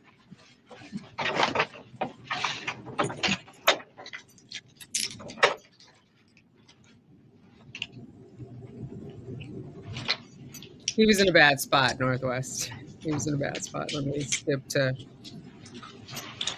when this other dude gets back. I'm still trying to get that photograph. I don't know if it's still going to be on his Facebook page or not. I just want to see if that's what confirmed this is the individual. I think I'd recognize it if I saw it. At least it was the same photograph I saw. Yeah. The photograph I recall was 4 guys like this. Okay. Okay. All right, I got the men that you're talking about. Classic Wendi. Everybody else. I guess is what she's specifically concerned about. She's not concerned about. Number? I don't. I think she has the same number. She has. It'll be on his Facebook page or not. I just want to see if that's what confirmed this is the individual. I think I'd recognize it if I saw it. At least it was the same photograph I saw. Yeah. You don't need to put a bug on a phone physically. Right. I mean, it's fun. Oh my God. Sorry, guys. I was trying to skip past the photos. Okay. All right, I got the men that you're talking about. She made, well, first of all, does she still have the same phone number? She switched her phone 3 or 4 days after the shooting because she thought you guys had bugged it. Okay. All right, do you have the new number? I don't. I think she has the same number. She has a different phone. She just wants a different handset? It's silly because you don't need to put a bug on a phone physically. Right. I mean, it's funny. Why would she be concerned about people bugging her phone, or the police bugging her phone, I guess is what she's specifically concerned about? She's not concerned about that. She told me that. Did you ask why? No, I knew I immediately thought she did this. And so she told me 50 times, Jeff, I had nothing to do with this. And I always just let it be silent. Sorry. I just let it be silent because I didn't want to go there. I didn't want to play my hand. I've never said anything to her. I just wanted to listen. I was hoping she might give me something interesting and I would come tell you guys. But she's erratic enough. I thought she might say something stupid. She must have said 50 times, I had nothing to do with this. And you saw her statement in the press. She's worried for the safety of her and her children. No one's suggesting a serial killer looking for Jewish warriors, you know? I mean, it's just pretty targeted, so. Yeah, you think, she's concerned for her children's safety. Wendi plays the victim so well. To me, it looked like Classic Wendi. Everybody else felt bad for her. I thought, holy crap, she did this. She plays the victim instantly. She's great at it. You said something a minute ago, and I didn't want to interrupt you, but I know it was about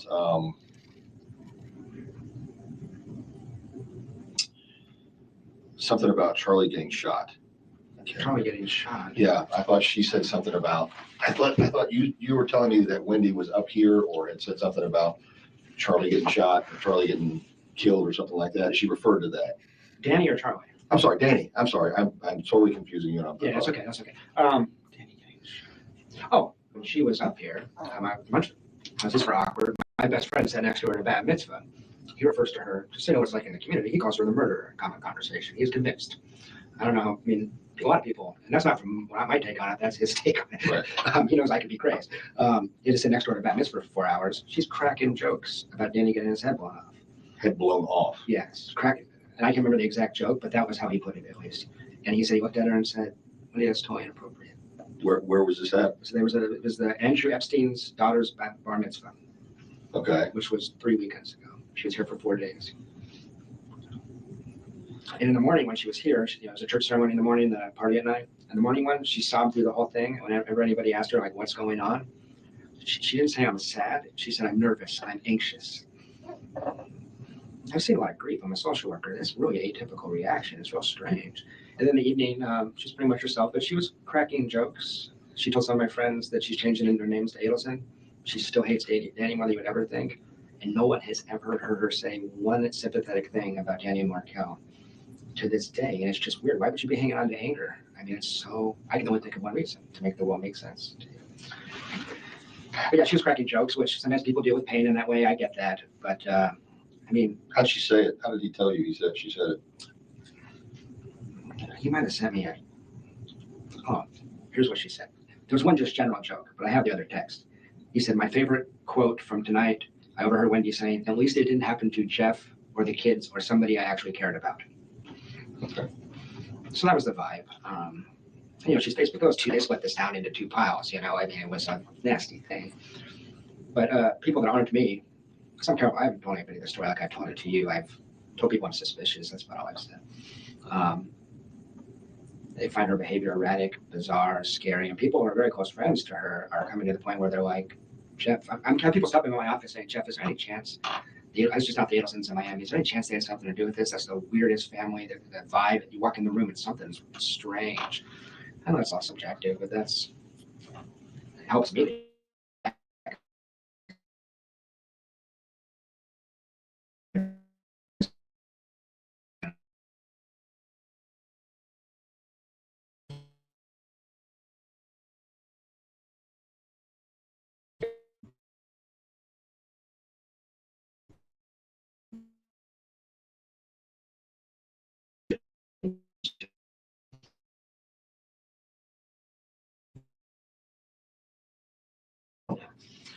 So I'm very interested in this. Yeah. I want to make sure that I understand it completely and thoroughly. Yeah. And I can see that it's been weighing on you heavily. Well, it has, because it sounds crazy to people. Although I told a couple people the whole story, like I told it to you start to finish, and no one else has said I'm crazy. My therapist said, one thing I forgot to tell you, I had to go get a damn therapist. It was so crazy. So I tried to manage her. I tried to get some advice on relationships. And in April of 2014, he tells me, look, he's real blunt. I'm going to be honest with you. 2 possibilities. One is she's just getting over divorce and drinking too much, and she'll settle down over time, maybe live happily ever after. Second option, she sounds an awful lot like a sociopath to me. That's an objective person. Right. And I said, sociopath? I said, yeah, high functioning, but she doesn't seem to have a conscience. And I said, oh, Jesus, what I got myself into? Because I was in love with her and I wasn't going to leave it.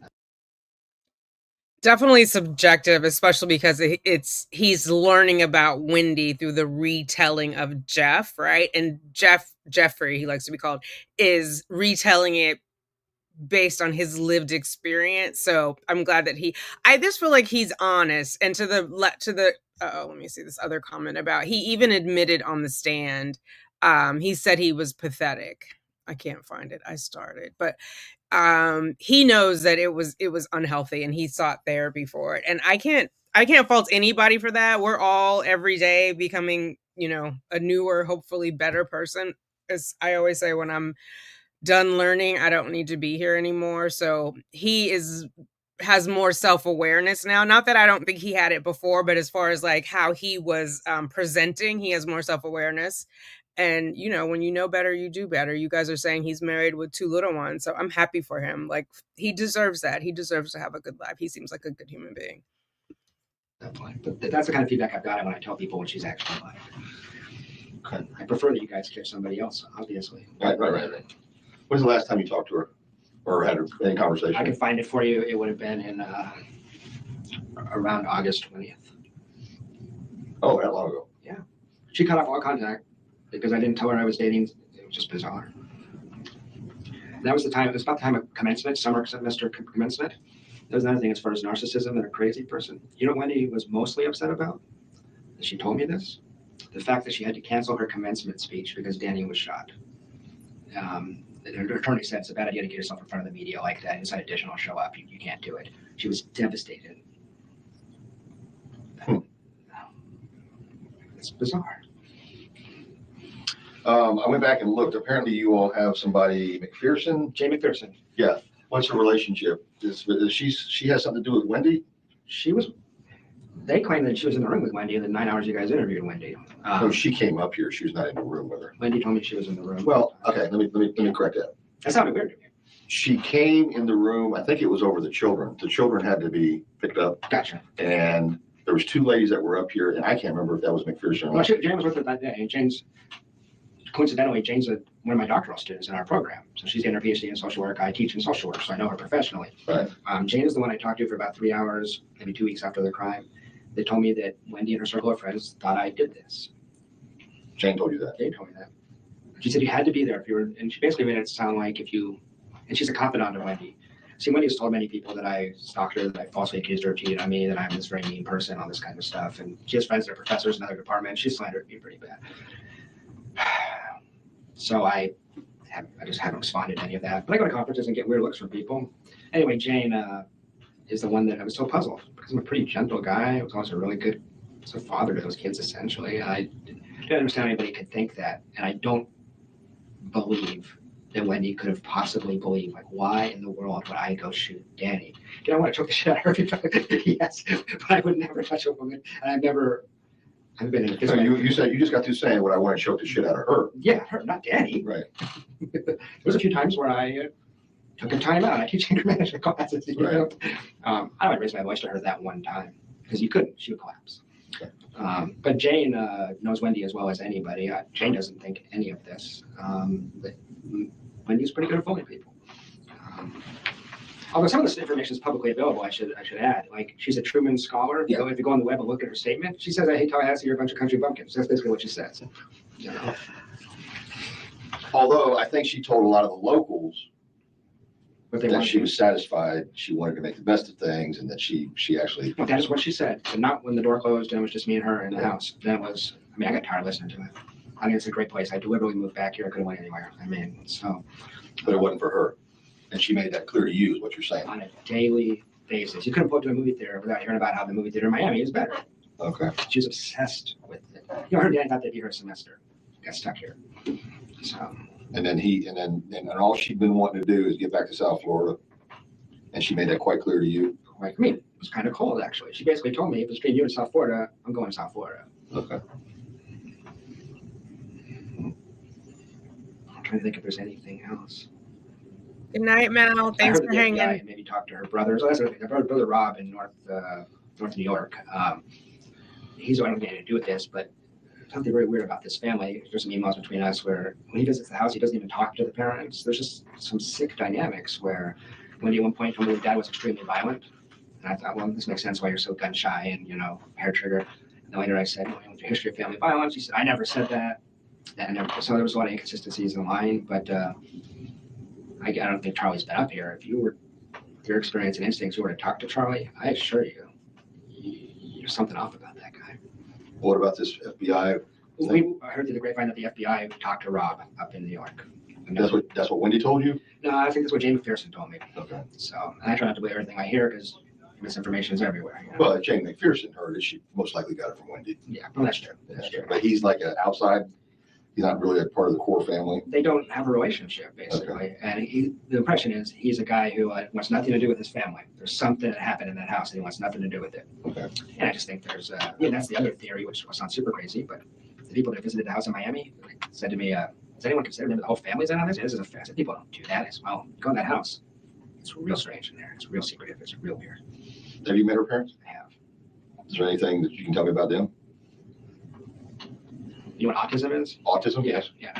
The dad and the brother Rob have this reputation of being like that. They everyone in that family suffers from a severe lack of empathy for other people. She learned that somewhere. You know, Pillars of the Community. You get on his website. I mean, a few years ago I went on it. He was polite to me, but dad's polite. Mom's kind of rude, actually. I know the father has been speculated about. They hate Danny in a way. I have a wife. I've been through a divorce. I get life. I've never seen this kind of obsession. Like their hobby is hating Danny. It was like really strange. I mean, I fell into this because Wendy could convince you of it, and maybe she convinced the parents. But they were going to put her. You said you looked at some emails, but not others. At one point, Wendy was going to get a restraining order against him.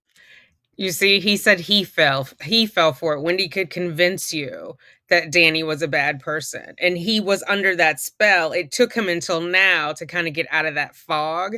So Wendi may not have said, Mom and Charlie, I need you to unalive Dan, but she certainly agitated them enough by what Dan was doing, how mean he was, how selfish he was, how he demanded that she give him the kids if she doesn't have them, since she has right of first refusal. He was strong and he stood up to her, but she portrayed that as, you know, he needs to be stopped. And I think she intentionally baited her mom and brother to get them to get this in motion.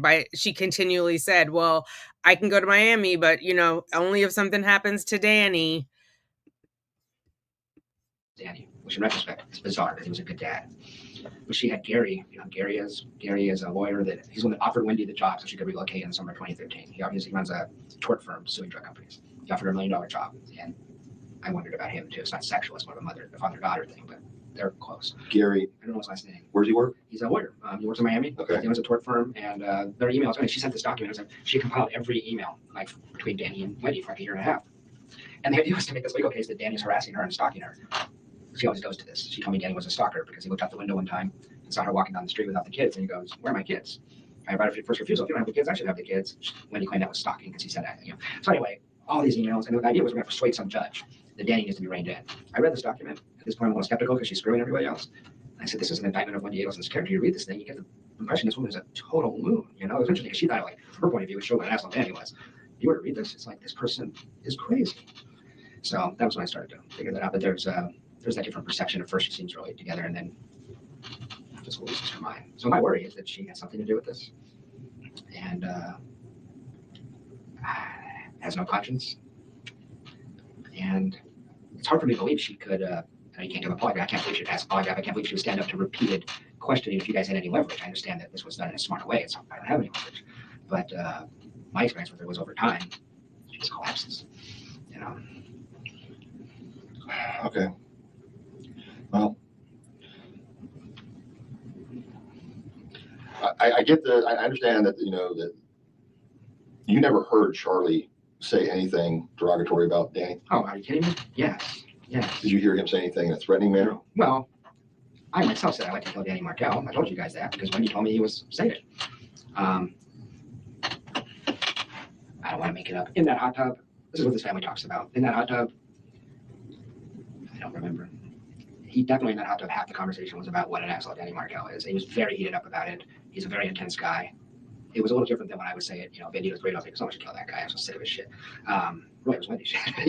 I was the brother. They were married 9 years. They have 10 years worth of the bullshit to be upset about. And the rant and rave about how he handled the wedding. How he handled the wedding. You know, kosher versus not. You can already do that at the wedding, but sure. I mean, it's like their hobby. It's bizarre. And I didn't have that written down. When was the hot tub conversation? That was right after the March 12th. Yeah, it would have been like March 17th or 18th. Would have been the Sunday at the end of spring break last year.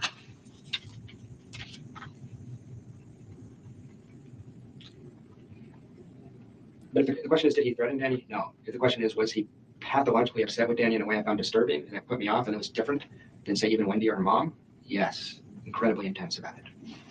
Incredibly intense. Charlie's so difficult to get along with. He doesn't have one dental office. He works at 5 dental offices. They can only handle him 1 day a week in each office. Really? Yeah.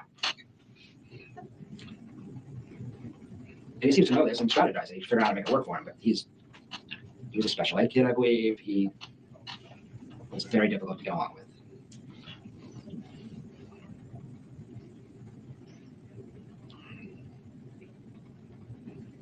And he is fiercely protective of Wendi. Okay. He had suggested seriously that they convert to Islam. The whole family? Just Wendi and the kids. Islam Islam or Christianity, one or the other. Just to screw with Danny. We're in the home stretch. not We have ready about 15 about minutes there. left No, here. no, they're atheistic Jews. Pardon? They're atheistic Jews. Jews that don't like believe in God. They do it culturally, they eat the food. Because people don't have ethics or morals. I mean, they don't. Immediately after the homicide, you came back. I know I'm with that, and then you reached out to Wendi, or she contacted you. 10 days later, she texted a mutual friend, acting as if I would be upset with her. Right.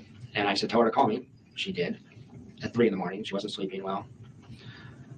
And we had a very awkward conversation. Mostly just, I think literally she talked for an hour and a half, and I said probably 30 words. I just listened mostly. It was real. She wasn't sleeping. It was real crazy. But that's where she told me a lot of things that weren't true. I mean, and that could just be a relationship thing. It was just, I couldn't contact you until Jenny Jenkins talked to you, I believe. And I don't know. That was really strange not to, all my friends were texting with her. And she wasn't writing a lot back, but everyone else she acknowledged. One of my concerns, don't get how paranoid, is Wendy's no dummy. She knows I know all this stuff. She may not remember everything she ever said, but there's one person, what she told me at one point was, no one knows me better than you. I said, who have you been intimate with in your life? What people have gotten to know you? She's a very superficial person. She said, 2 people ever got to know the real me, you and Danny Martel. So it's been kind of anxiety provoking. But in that conversation, there was a lot of lying. Okay. And I thought it wasn't like my feelings were hurt. She just had someone get killed. If she was literally a victim, I'd just say, take as much time as you need. I don't care. But there was something weird. Okay. Let me see if this picture's available or not. It may be off.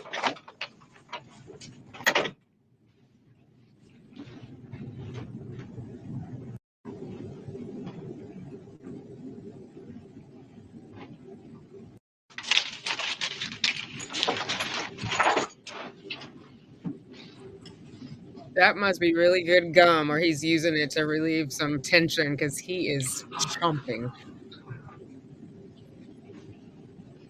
Okay, this is me. Remember when I was on the call with the appellate court about Sarah? I knew they could hear me, so I just started talking, and then I finally just muted myself. Jeff might be my spirit animal.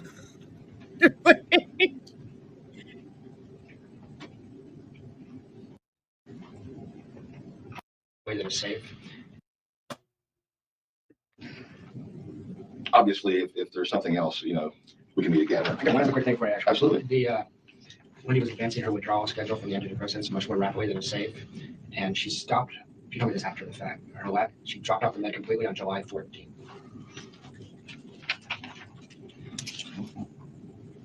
Well, we determined that's the date that the conversation happened about Charlie and the 15,000. But she doesn't tell you till later on. I didn't say how are the meds. She goes, I stopped those. I think the first day I was back, which was Monday, July 14th. That was the first day off. So she was off them completely on that day. Okay, so. Which, by the way, people have impulse control problems at that point, so that might be why she said that. I mean, it's. But she's telling you this when? In August sometime. Okay. She just stopped cold turkey? I don't know. I just know that supposed to go down 10% a week. She wasn't doing that. Okay. Okay. If I think of anything, I'll get back. I actually had 2 quick questions for you, if you don't mind. Yep. This is completely selfish, but I'm concerned about me in this situation. I'm wondering how long it is, in your opinion, before the media, before journalists are poking around looking at this case. And I'm worried about my potential exposure as a professor and as a person. This is an open case. They can ask all they want to. They're not getting anything. And that's what we're seeing. I mean, I may call you. I mean, at some day you may be called as some type of witness. I would do it in a second. Yeah. Okay, I want to make sure that we're upfront about this. I mean, let's say it goes from here to an arrest to a prosecution, I'm there. and for some reason, your testimony is needed. I would say anything I said today under oath. I would. Okay. So that's easy. All right, but as far as anything prior to,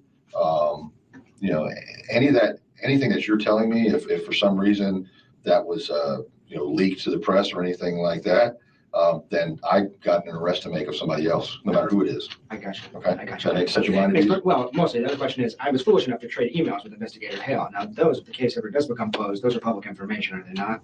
They would be considered public information, but someone would have to request them. And, for that, it would be something specific they would have to request. I just saw the ones a week from James Winston. I went, oh crap, is this going to happen to me? Am I going to be, you know what I mean? Because Hale and I talk about her allegations of stalking in his emails. I'm like, oh great. So I would not worry about it. Okay. I mean, I don't see a concern there. I don't know exactly what you and Hale. I sent that email that you showed me. My header to it was, does this sound like someone who's being stalked? This I'm trying to work this out with you, maybe, or maybe not, but there's no mention of that. So. I look at that as you were showing a defense for why you would not be. No, one other email I sent him, I pretty much accused her. Okay. But I mean, obviously, it's more than that. I mean, yeah, you more than just suspect her at this point. That's what you've been telling me after this afternoon, right? No, that's true.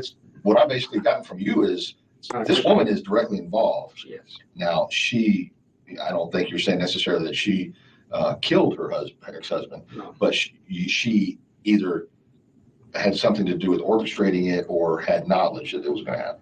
That's the whole point about I have to be back on the 18th, right? No, give you a thumbs up, and then knew what was going to happen. There's something weird about that day. So I don't think she doesn't skill to orchestrate it, but Charlie does. So that's correct. And But you left on Thursday, and your last conversation with her was on Wednesday. My last conversation with her was on Tuesday.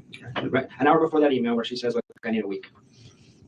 No, on the email, she says she needs a week. Yeah. An hour before she sends the email, she says, are you still in town on Friday? That's exactly right. And you said, I don't know, it's still up in the air, but she did not ask you to stay in town. No, she did. Like the next day, I see Jay McPherson at work. Again, maybe, there's all kinds of possibilities. I should have found out I was leaving. Do you have any suggestions if I know they're doing a dateline on the Frosch guy that killed his wife out in Thomasville and they only came to town. Any just advice for being an experienced investigator, what I should do if I'm approached by the media? Because it's not unimaginable. Go talk to Investigator Eisen. Okay. How simple is that? That's easy. Okay. Don't have to say yes, no, nothing. You're a U.S. citizen. There's nothing yes, they have First Amendment in their favor, but that doesn't mean you have to say a thing. No, I appreciate that, but I just have watched Dateline enough that I can just imagine that me being presented with these pseudo suspects, that's how they do it. They show. That would be I don't think they're going to do that. There's a lot of. Ding, ding, you guys called it. He's like, I watched Dateline. That also explains some of his notes. Thank you, Drunky the Bear, for gifting the 5 memberships. Let me see who got them. Samantha Layton.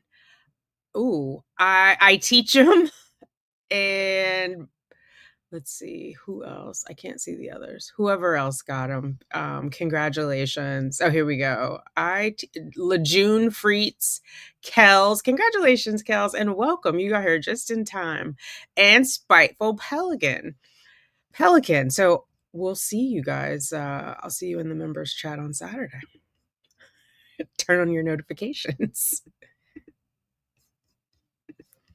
That could be libel a lot. I mean, I don't have you listed as anything at this point. Good. Okay, so no, you shouldn't have to worry about that. But if anybody approaches you, I've been in contact with the Tallahassee Police Department. If you feel like it's necessary to put a specific name, throw my name out. Okay. It's a pretty juicy story. You can imagine. No, I realize that. I realize.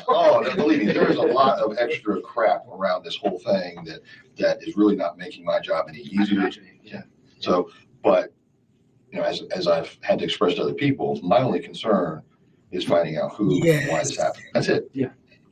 They can talk about that in Hollywood for the next century, as far as I'm concerned. But that's my only concern. Who and why? Who and why did this happen? Okay. The 2 things I wanted to get before you left was the girl, you mentioned her name, the one that y'all are friends with. I tried to write it down. Fran Gamori? Yes. Yeah. Frana? It's Fran, F-R-A-N. It's actually Francine Gamori. Scene. C-I-N-E. Gamori? G-O-M-O-R-Y. She's G-O-M-O-R-Y. Okay. And she's actually my mentor's wife. She works with me. She's known Wendi since they got here in the Jewish community. She's been down to visit the house a few times since the crime, and when she hung out with Wendi when Wendi visited Tallahassee. I remember the Grossmans. That's the girl Wendi stayed right here with Al and Lynn. Okay. So, do you have a number for Francine? Sure, I do. Who's your mentor? Tomi Gamori. Tomi? Yeah, T-O-M-I. It's Hungarian for Tom.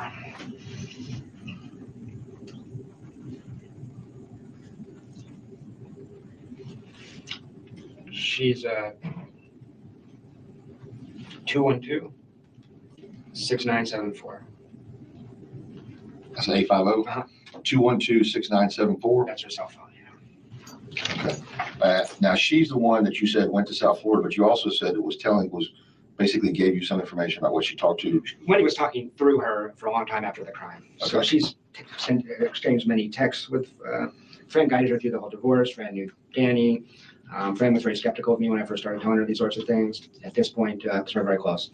They're like family. At this point, she's really worried that I'm onto something here. We all are, you know. So Francine. It's Fran. Okay, Fran would be someone, is basically someone that is close to Wendy, also close to you. Yes. That you and Fran have confided in each other about the concern over what involvement Wendy. Yeah. It's not a public conversation you want to Right. have. So we've talked very in an unguarded way about this stuff, very frankly. I haven't told her some things. I've never told her that she said Charlie would kidnap her or kill her. I mean, there's some things I just kept off the table. Right.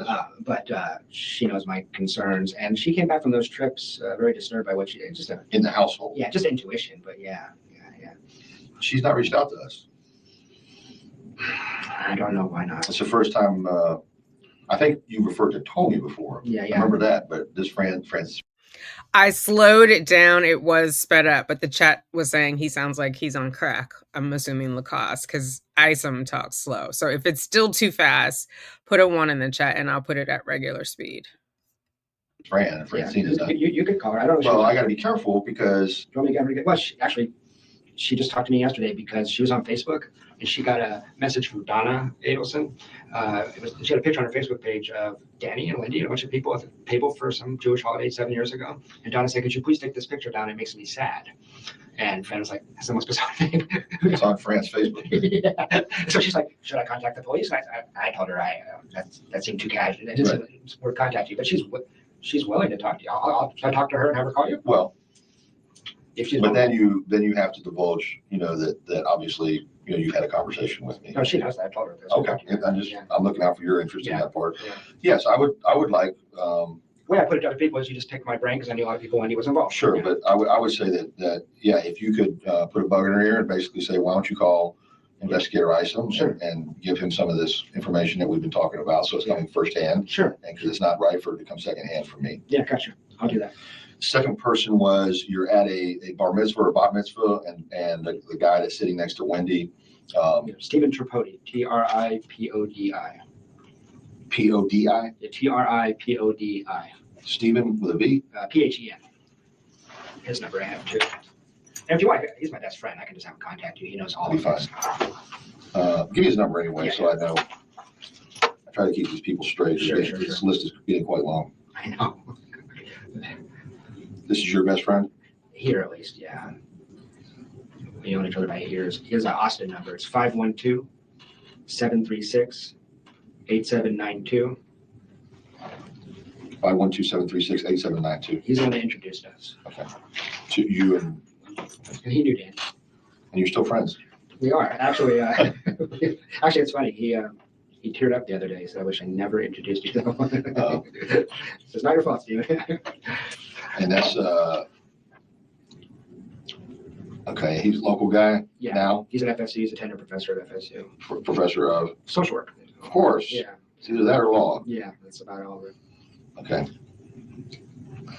Yeah, if you could, next week, if those, since it's spring break. Yeah. Does she work in that realm too, Fran? She's a social work professor as well.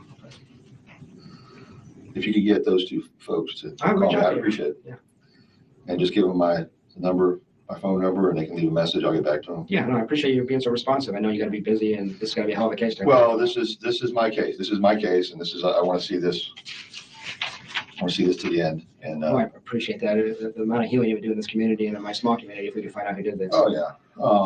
And I know there's a lot of people frustrated, and everybody wants to know more of the story. They want to know how come there's not more details coming out, and so on and so forth. Read into it any way you want. I'm not saying anything. That's good for you. So you also haven't asked. I mean, I know. Right. No, I'm fine with that. And Investigator Hale did tell me at one point. I think one of the reasons, I don't know if this is helpful or not, but I was pitching him this, and I just couldn't hear me. I felt like, but he said we have evidence. We're analyzing it. Yeah.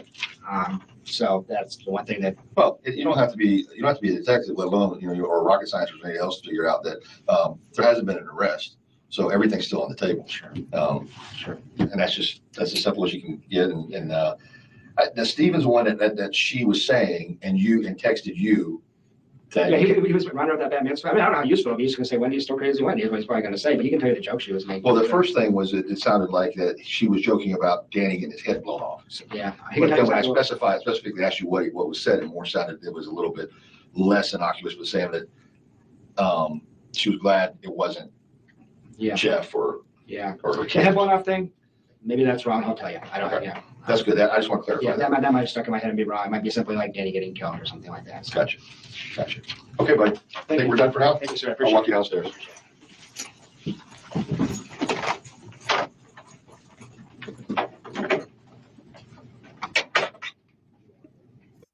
Okay, hope you. Alrighty. Wow. Jane, I have really enjoyed your comments tonight. I don't know that I've seen you in the chat before, but I appreciate you being here. Thank you. And as you can see, we are okay to disagree. We're not running a cult over here. We have different thoughts and opinions, and we share them respectfully. I think it helps, like, with the crowdsourcing, too, of like, okay, you were thinking this. Oh, I didn't think about that. What about this?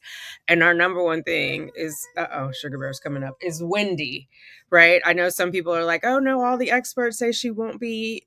I think after this trial, all bets are off. I think there's more information that we don't know about that was found on Donna's phone. I think Wendi should be really nervous, as I said in my other video. We're going to wrap up quickly. I know you guys were talking about Charlie in the chat, so I wanted to show you guys. Both he and Sigfredo are looking worse for wear. And I'm like, oh. I mean, I guess, prison is not meant to be fun. So it's a little shadowy, but there he is. Barely shaven. I can't tell if his hair is just really short or if it's long and pulled back into a ponytail, because he liked wearing it long-ish. He wouldn't have made it in Catholic school. Let me say it like that. They would have made him cut it. And also, it seems Sigfredo his hairline has become quite unfortunate. It's leaving him. It's bailing on him there. Sigfredo, Donna's lawyers are coming to talk to you. Will you talk? I don't think so. Yeah. All right. So we've been on here. Let me just make sure I've gotten everyone's, this Wendi planted the seed. I agree. She put a battery in their back. Just like, you remember that? Maybe you guys don't. There was a one case also out of Florida he was a football player. He had an injury. His girlfriend got into an argument with him and called her brother and said that he physically assaulted her when really he was defending himself and pushed her off. And it ended up, unfortunately, some people dying with some gunshot, but it was entered into evidence, the text that she sent her brother. He brought his friends. They brought 2 guns. Yeah, I think the last text was like, shoot his shit up. And that's what her brother went to do, just based on her word alone, right? He didn't verify with the other person, like, hey, man, what happened? He was willing to go and kill this man because he thought his sister had alleged. Now, she had no marks because, again, he just pushed him off of her, and it was all on video footage. But that state attorney still took him to trial. He was exonerated or not guilty. So you have to be careful. We know the people in our lives and how they're going to respond once we get a certain age. I mean, Sugar Bear knows how I'm going to respond, and he's only 1. You know what I mean? And so I feel like, also, how did they know that Danny was going out of town the next day? That had to come from Wendi. How did they know what time he was going to be where, right? They had to catch up with him to follow him to the gym and then follow him to his home. She had to be giving up information. And at the end of the day, I feel like that family is so enmeshed, they would not have killed him without her consent. She at least had to know. And then the whole Best Buy thing where she, Harvey, and Donna are all involved in fixing a TV that the screen was cracked. Girl, if you don't go get a new TV, y'all balling out of control and you trying to get a cracked TV fixed. And Jeff also in his testimony said that the hole in the TV looked not in the right place for the boys to have thrown something at it, which is what Wendy's cover story was. And Jeff on the stand said that the TV was broken for quite a long time. Does that make sense? Like, you can order a TV off of Amazon and it'll be there tomorrow. Why would you wait weeks and weeks and then ask the Geek Squad? I mean, there's no way he was going to come out and replace the glass. It was all like a silly ruse. And she sent the text to Charlie after it was done or near Danny's death that said, "How sweet." And she deleted that, but they found it when they downloaded Wendy's phone. So I would say she's involved. She's involved. If it weren't for her, Danny would still be alive. If it weren't for her, like, oh, he's awful, he's doing this. Yeah, okay. Yes, I agree. Complicit, I think you mean. But yes, I think she had to be. She had to know something. And she damn sure didn't say, no, don't do it. Because had she said that, I think they would have stopped. But we'll see. You know, she's moved off to, is it Austin? Which I thought someone else picked it up too. That's weird that the friend that introduced Jeff and Wendi was from Austin and she's moved to Austin. So she's real close to that Mexican border. I changed it on the map purposely to be Gulf of Mexico. Some people are like, your map is wrong. No, the president is wrong. But I'm not going to get into that here. She's right next to Mexico. If when in doubt, she will cross that border. And remember, she said in her interrogation that she speaks Spanish, right? So she can blend. Now, how she explains that to the boys, that's a whole other story. But yeah, just like her mama wants to unalive herself, Wendi would not be against saying, "¿Cómo estás?" every day. Trust and believe. Okay, guys, I'm going to go to bed.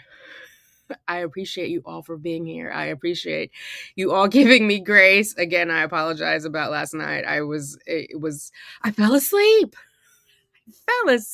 Luckily, nobody died.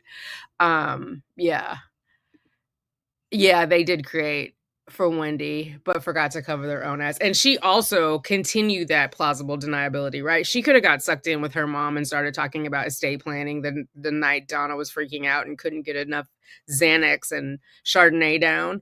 But yeah, she had another working team. Oh, that's right. Jeff did say that on the stand too. They had to watch the show on the crack TV and not the work. It's all phony. Everybody have a wonderful night. I appreciate all of you. Looking forward to whoever's on the replay crew with your thoughts in the comments. Drop a heart if you don't have a comment, because I appreciate you and I will let you know. Talk to you guys later. Toodles.